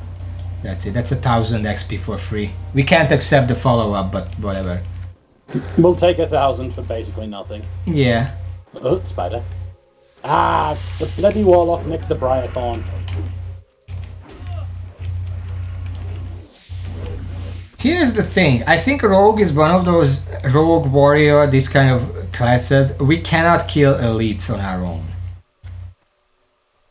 A lot of the classes like Hunter, Warlock, Mage, probably Priest as well, Paladin, they can kill if there is an elite that's same level or slightly lower, they can feasibly kill it one-on-one. Us, we're screwed. So I feel like if we do fail this challenge and we want to try again, we might want different classes. Rogue is cool and all, but the only thing it has going for it is the stealth. Everything else it can do, other classes can probably do better.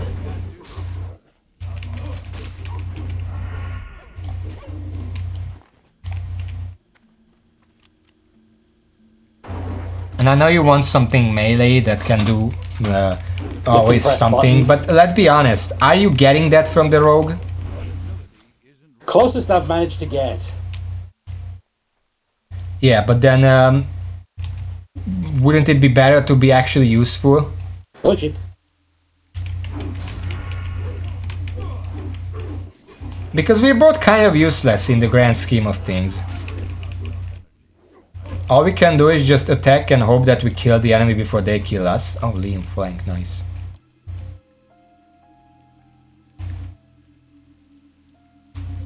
Just healing up, give me a second. Look, I'm used to the DPS life. I know my job is to kill things. Yeah, but a fucking mage is also DPS and they can kill an elite. A retribution paladin is a DPS and they have a healing. Shadow priests are DPS. They can't heal, but they can go out of shadow form and then they can heal. And they have mind control and stuff. Shaman is a really good DPS, whether it's melee or caster, and they can heal. Who else is there? Druid. We don't talk about druids. Druids can do literally everything, but I don't actually like playing classic druid very much. To me it feels like jack of all trades, master of none, because it has like a rogue in it, but it's not as good at it as the rogue. It has a warrior in it, but it's not as good at it as the warrior, you know. Yeah. So there are a lot of options. We are running with the one option that's not tanky, doesn't have the range advantage, doesn't have much PvE CC, doesn't have a healing. We literally only have damage in melee, which is also pretty dangerous. Yeah. Rogue is amazing in PvP. Like nobody, but when it comes to PvE, they're kind of samey. They kind of don't stand out with anything, except maybe poisons.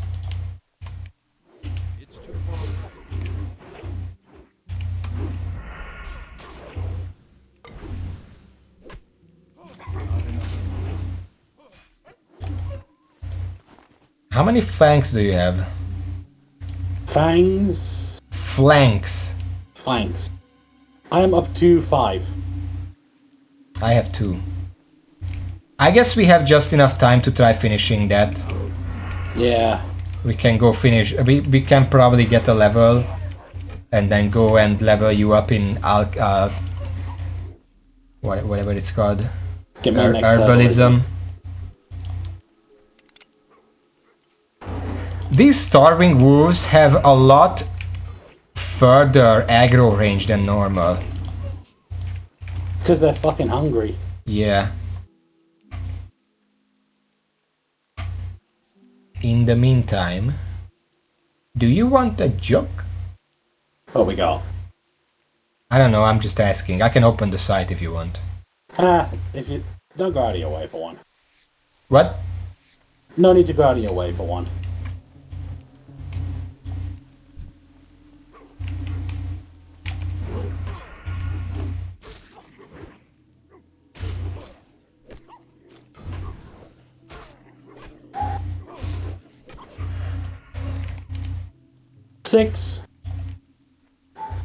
Following up from before, do you have any other questions that are not banana related?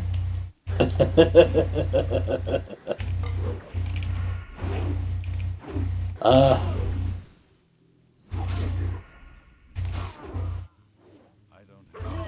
yeah. Did you ask your group about that game? Crap! I knew I was forgetting something. Yeah, I've got an entire weekend to ask about it when there were people around. But I don't know now. Well, your turn!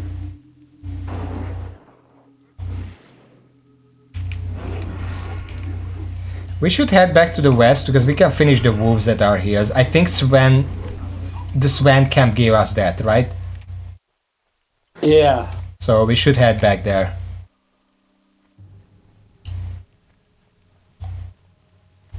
What is the chance for more Briarthorns?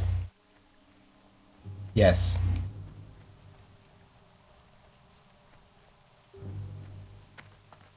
Oh cool, I can make some of those. Make what? Minor fortitudes. No need for now. Fair. I was just thinking it's the orange I can make the most of. What? For now, just save the materials, and then when you get back to Storming, you can level up with them. We have French horde around.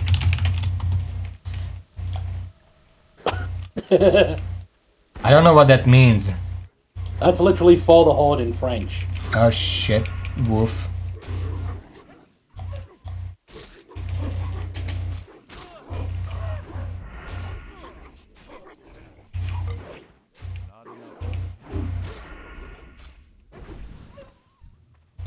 Oh, flank, nice. Yay.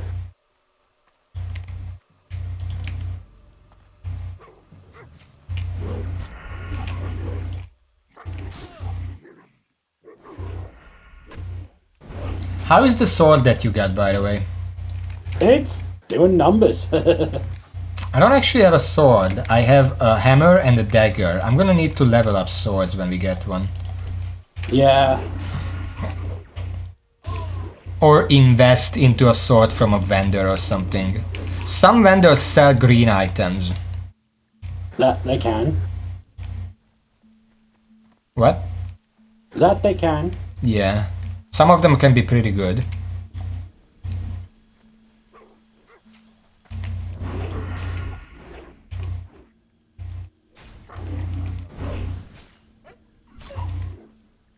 Wand. Greed. We're getting a lot of money, let's be honest. Yeah, money's... I'm almost at a gold and a half. But we're gonna need a lot of money if we actually want to have mounts by level 40. Yeah. Because as I said, we need enough money between the two of us for both of us to get mounts. Otherwise it's pointless, because if only one of us has mounts, he's still gonna have to wait up for the other one. If only we could get a two-seater. Oh shit.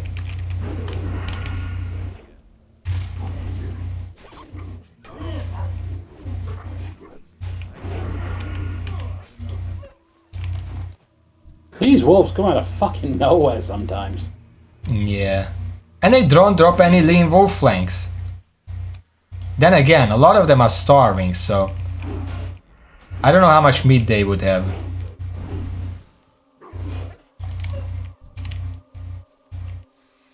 Spider! Oh shit.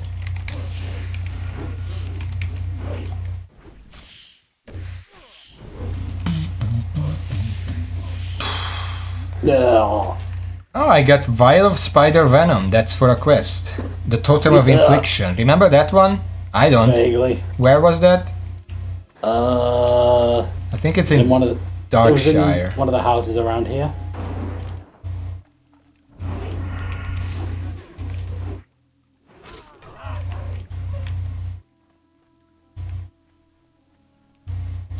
Yeah. What? Poisoned that whole time. I mean, it's fine. It's 120 damage over 30 seconds. It's not gonna kill you. The only problem with it is that in combat, since you're not getting any health regen, it feels worse than it actually is. Except for trolls. Maybe next time we could play trolls and then poison isn't that bad. Because they still get some HP regen in combat. Maybe. Or at least if we die and want to play something next time, we can play something more interesting than fucking humans. Like there is this entire fantasy world at my fingertips that I can play and enjoy, and it's fucking Let's Be Humans. The most boring fucking race in the entire fantasy. We could be a pair of gnome rogues. Imagine that. No. We could be well, trolls, I guess. Troll rogues with mohawks. They have that. That's a troll hairstyle. We could make funny Jamaican jokes. I don't know why they sound like that. Fucking ow! What? Wolf crit me for 70. Yeah, they do that.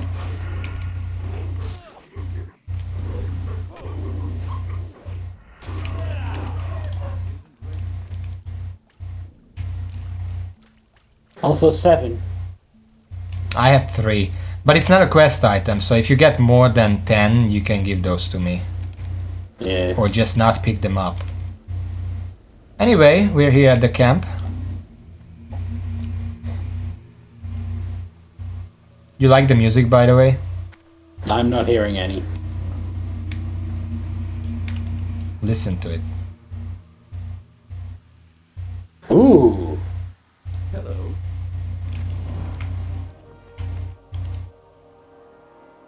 Safe travel. This is gonna be good in my fucking bank.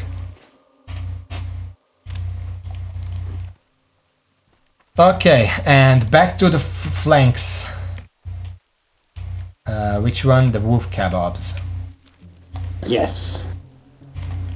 And technically we need 5 vials of spider venom as well.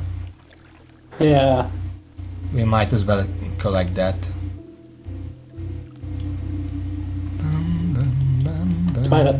Yeah, I see.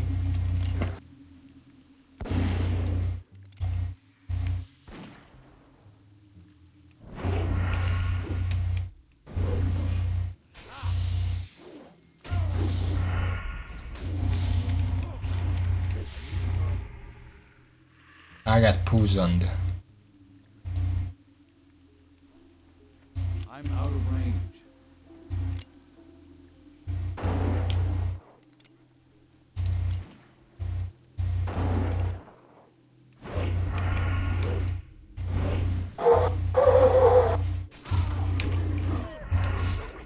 Not enough energy. Flank! Yay. Oh. Yeah, that's a mood. Yeah. Take a sip. It's just we talked about food for so long. I'm actually hungry now. Hey, I said I was taking a sip. Yeah, I'm just there was a wolf here somewhere and I don't see it now. Did it go all the way over there? We killed it. No, it was another one. Oh.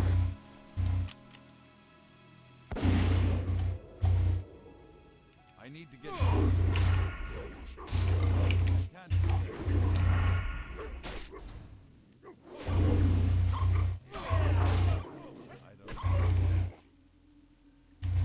Nothing. Yeah, that happens a lot. If you had to choose a class beyond rogue, which one would you consider? Fuck. I don't know enough about how they play in Classic to really judge. You can ask me. I know all of them.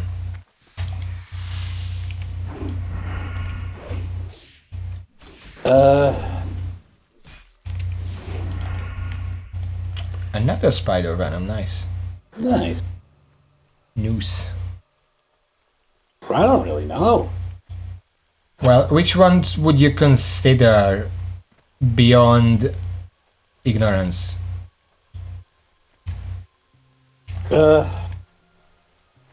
Disregarding things you've already told me about them in the past. No. Yesn't. Let me rephrase that. If current judgments are based on things you've said, should I keep that or ignore that? You can re-ask about them.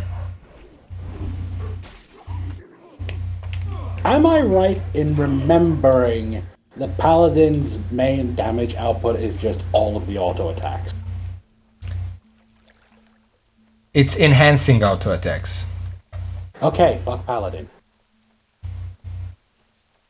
I want something a bit more active. Well, you have healings. And buffs. Not quite what I meant. I'm out of range. But yeah, I mean, I told you about when I tried to level up Paladin. I just couldn't fucking stand it. You made it to 40 and then fell asleep. I can't pull right now because I have poison. Can you pull that, Wolf? Yeah. I made it to 40 something. I remember I was leveling in Swamp of Sorrows. And I just noticed this is boring as fuck. And I just quit. I was like, I don't want to play this. This is really boring.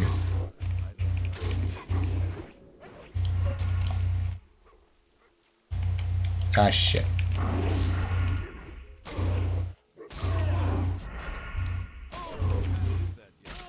So yeah, that's the Paladin. They're very useful, especially as healers, but they're very boring to level. 100% play Hunter. Why a Hunter? Do you like the pet system? It's an interesting system, but a lot of it can be pretty annoying.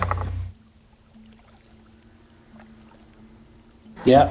But I do like the mini game where you tame different pets and then you teach each one different abilities depending on, and you go out of your way to try to get unique pet skins like the pink Plain Strider or whatever. That's a cool one.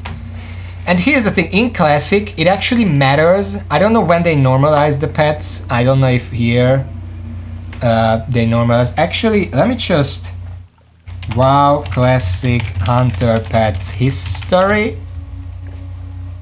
Complete guide to hunter pets in World of Peter. Complete guide to hunter pet Wolfpedia. Okay. Let's see. Patch changes. Fix the bug where hunter pets were sometimes unattackable by opposing faction players. Fix the bug. Fix the bug. Hunter pets immediately gain training points when they level up.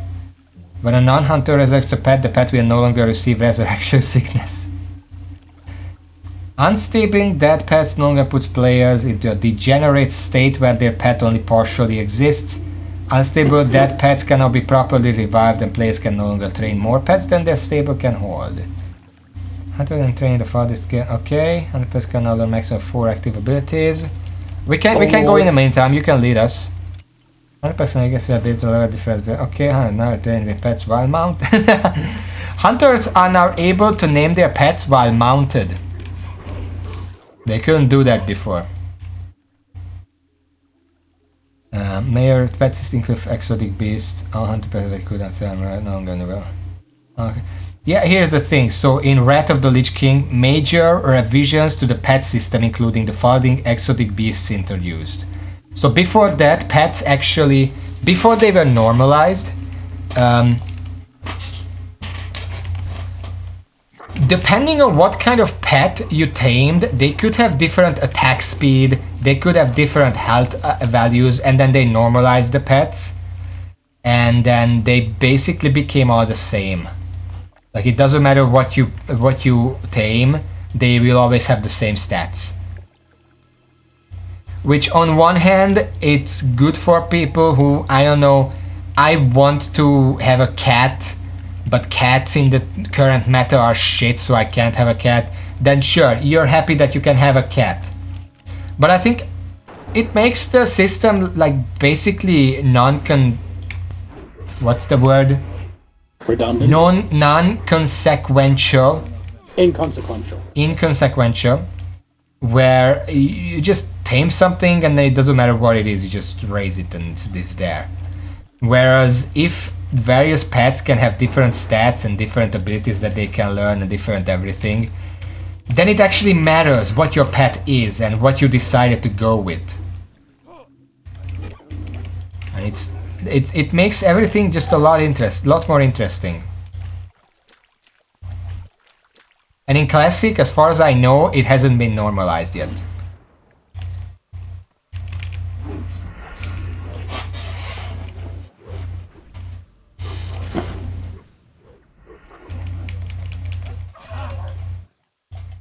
They do drop flanks. Yeah, they do. I know that.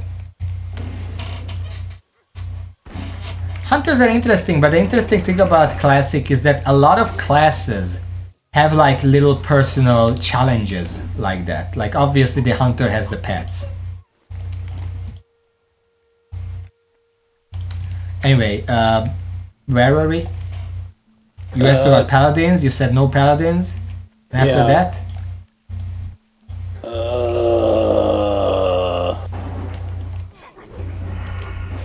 Not really a big fan of pet classes.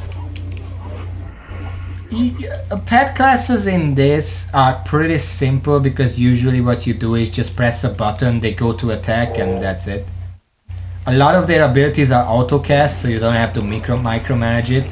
Sometimes you do want to, that's a separate issue. Okay, let me rephrase that. Would you trust me with a pet class? The only primary reason I wouldn't trust you with a pet class is because I know that in any situation where we have to jump over something, I make it because obviously I make it. You make it because it's not that difficult to jump over a thin gap like in Veiling Caverns or whatever. Pets can't jump. Yeah. They're gonna go the long way around and basically pull the entire dungeon if you don't dismiss them before you jump.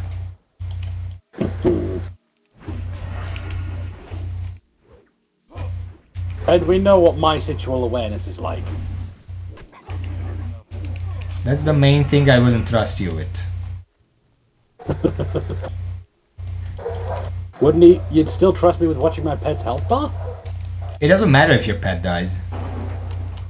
You can just resurrect it. I don't think hardcore extends to pets. It should.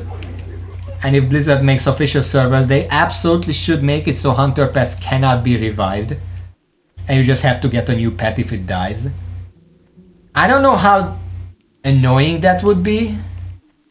Obviously this doesn't apply to Warlock pets because they just resummon the demon from the twisting nether and it's there. But anyway, yeah, I mean, I don't want to convince you to play a pet class. If you don't want to, then you just don't play a pet class. It's Hunters and Warlocks are out. Yeah. Let's go in order. What about Warriors? They suffer from a slightly less bad version of Paladin's problem, in that they have a lot of things tied to auto attacks. But? Like, it's less bad because it's a feast and famine. You use those auto attacks to build stuff up, to unload, but a lot of the unload is also tied to auto attacks. Not all of them, but the primary ones, sure. The thing about Warrior is that you are a lot better if you're allowed to take the hits. Because you generate rage from being hit as well as hitting stuff. Yeah. So if we wanted to play a duo and one of us had to be a Warrior, the other would have to be like a lower threat class. Like a Warlock or a Priest or something. Oh hey, Vile Spider Venom. Yeah. That's my first one. What about shaman? Not sure how I feel about shaman in general. Their primary gimmick is the totems, but they Yeah. have the option of playing ranged, melee, or healer. Yeah. Melee shaman can be pretty dumb. You know how we have a talent that makes it so we have a 5% chance on attacking with a sword to attack immediately again? That's a totem. They have it as a totem and as a personal buff as well, or like they can put it on their weapon. Now the thing is, Flanks are done for me. the proc chance of that depends on the speed of your weapon. The slower the weapon, the more likely it's gonna proc. And if you get a really slow weapon, you can pretty reliably proc it. And the dumb thing is, this is not the dumb thing. The dumb thing about it is it can can proc chain off proc. of the extra attacks. It can chain proc. So if you have a really slow weapon, like 3.6 or something, there is a decent chance that when it procs, it's gonna proc like twice or even 3 times, and it's just a massive burst. Just slap. That's the primary thing you generally do as an enhancement shaman. Wind Fury crimes. Yeah. Obviously you can do other stuff as well. But that's the most well known. There's a spider to the right. Luckily they don't have very large range. Holy shit! Holy shit! Okay, let's walk to the water and look this over. That's a plus strength one-hand dagger. That is absolutely better than even my stuff. It's an excellent offhand because it's really fast. Yeah. I don't know about the gloves. That is not an upgrade to mine, so I will let you have the dagger. Well, I'm gonna need on the dagger regardless. And what about this one? The gloves aren't bad, but No, I think our gloves are better because we have +3 agility with it. yeah. Okay, you can have it. But for the dagger, I think what I'm gonna do... I'm gonna have to replace the Blade of Cunning. Put the dagger in the offhand instead, because that's really fast. The moment we get poisons, this is gonna be dealing out the poison. Great. Let's see, offhand 10, 15. Yeah, it's slightly less damage, but it's a lot faster. Like, Blade of Cunning is 2.0 speed. This Last one is words. 1.4. Last words. Crab is not halal. 2232. 2.2636. I think I'm actually gonna use Blade of Cunning as my main hand. It deals more raw damage. Oh. It has the same damage as Fist of the People's Militia 9 to 18, but Fist of the People's Militia is slightly faster, which is why it has more DPS. But Fist of Militia has +2 strength, whereas Blade of Cunning has +2 agility, which is more useful to me. I have perfected the art of water breathing. Can you not, please? I'm actually not underwater. Yeah, but we have to go. Alright, fine. Yeah. We don't have much time. We need a bunch of wolf flanks. We have 10 minutes. You need a bunch of wolf flanks. How many do you have? I'm done. How many do you have? 10. Okay, well don't pick up if you find any more. I need 4 more. That was my plan. Well, yeah, but stick to it. Also, I'm back to double dagger now.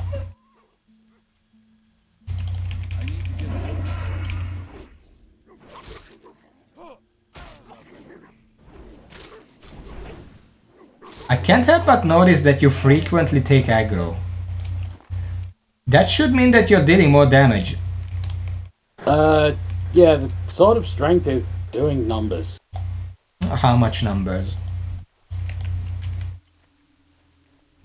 34 to 47.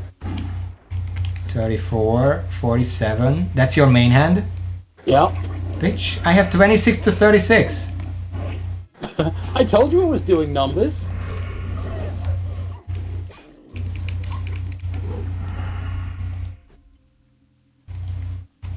Not getting any flanks.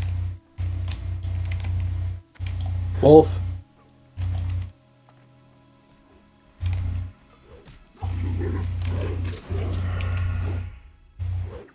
What about... So, Shaman. You didn't say anything about Shaman. You just said you're not sure. My brief experience with retail shaman left me confused. Retail, I'm pretty sure, is really different. I don't know how retail shaman plays. But retail is generally very streamlined. Wait, whoops. Accidentally picked up a flank. Can you give it to me? Also, you just have rabies. Yeah, that looks really nasty. That wolf gave me rabies. That looks really nasty. It's a problem.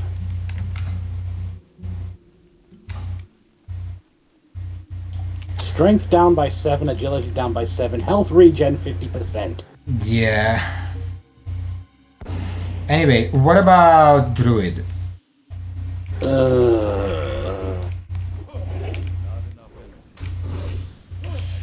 Druid? We don't have balance spec here, do we? What? Don't have balance spec. We do. We have balance, restoration, and feral. Okay, Feral incorporating both tanks and the cat form.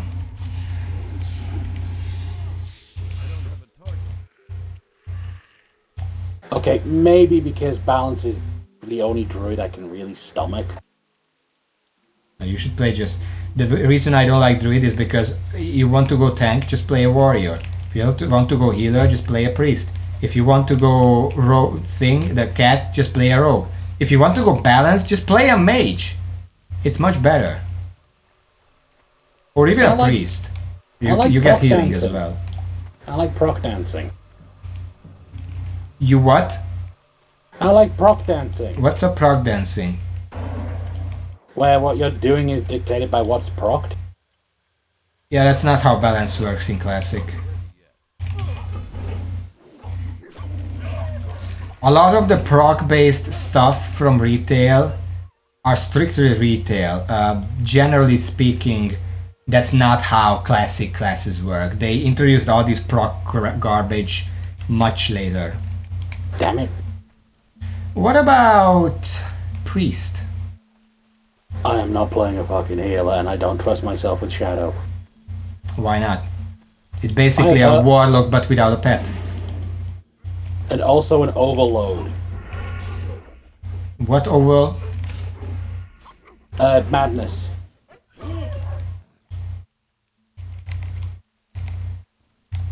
I don't think it's as bad. Am I missing a class? I feel like I missed a class. Stitch is approaching Strangleton Way Junction. General chat.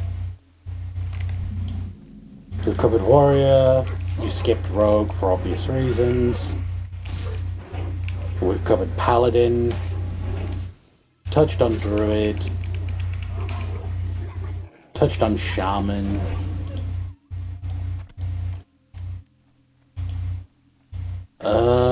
Mage is the only one really missing. Okay, well, what about mage?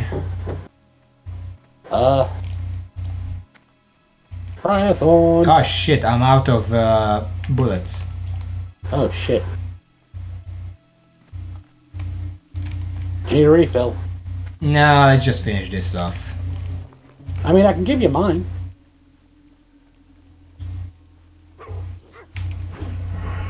On your right?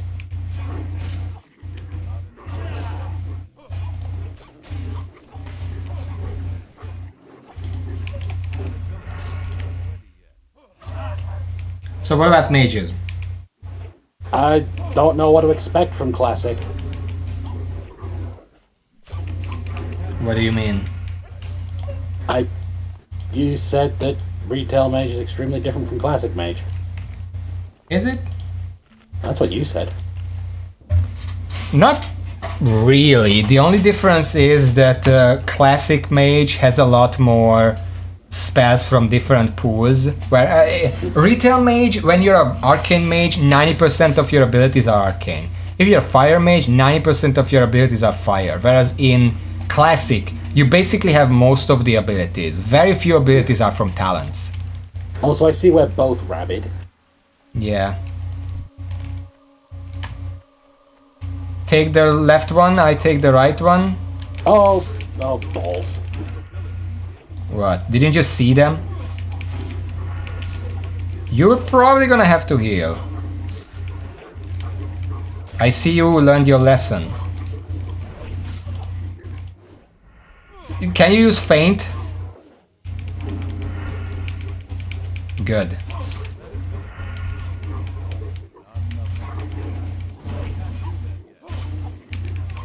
Remember feint. When we need to juggle aggro, you can use feint. It reduces your aggro, and the enemy is very likely to turn on me instead. Yeah. So we can swap tanking enemies. It also means that one of us could actually be a tank dedicated, because while we can't generate aggro reliably, we can drop it. Yeah. So if one of us is tanking, the other can just use feint every now and then. I misread that and I was like, oh, what? What? I thought one of the deathlog was called Johnny Corncob. Where? John Boy? John Boy, yeah. That's pretty far from it. Look, I'm hungry. My mind isn't working right.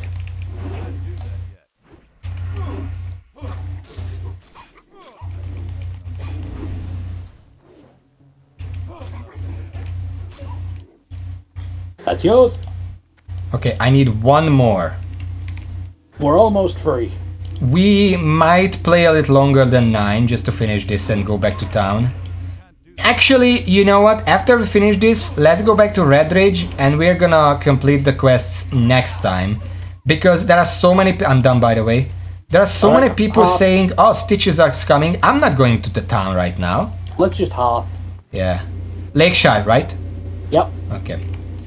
I'm not going there right now. Who knows where it is? I don't fancy my odds if we bump into a shambling mass of horror. We're just gonna complete this quest next time. I'm going to be clever. Let's sell the garbage.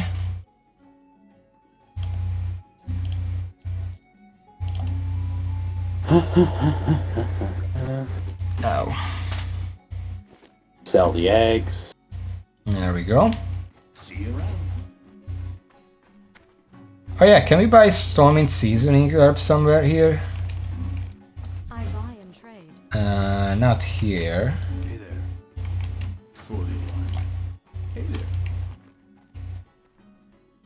See you later. God damn it. Give me a second. Stormwind seasoning herb. Pretty sure we buy them in Stormwind. You can buy it elsewhere as well. No, you can only buy it in Stormwind. Fuck. It's from the herbalism supplier, if anything. Eh? Weird. Well, what we're gonna have to do is go to Stormwind. Because we want to end up in Stormwind so we can level up once we got the quest. But we have to finish this quest to level up. Yeah. So I guess we're gonna fly to Stormwind, buy it, go back to Darkshire, complete the quests. We have we have 2 quests for that. One of the Growling Gut, one of Seasoned Wolf Kebab. That should be good enough to get us close to leveling up. We can kill a few more wolves or whatever to level up. And then go back to Stormwind. Sounds good. Okay. Anyway, For now, okay. the day's excitement has worn me out. So, next stream should be on Monday. It should be fine. Alright. But until then, thank you for watching. See you all. And until next time, see y'all. And if you want more from me, I will be doing week streams tomorrow and Sunday if nothing goes awry. And next week he's gonna play Killer Frequency, I hope. We'll see. See you all later. Yeah, I'm just waiting a little so the stream doesn't get cut off. I don't know what the delay is right now.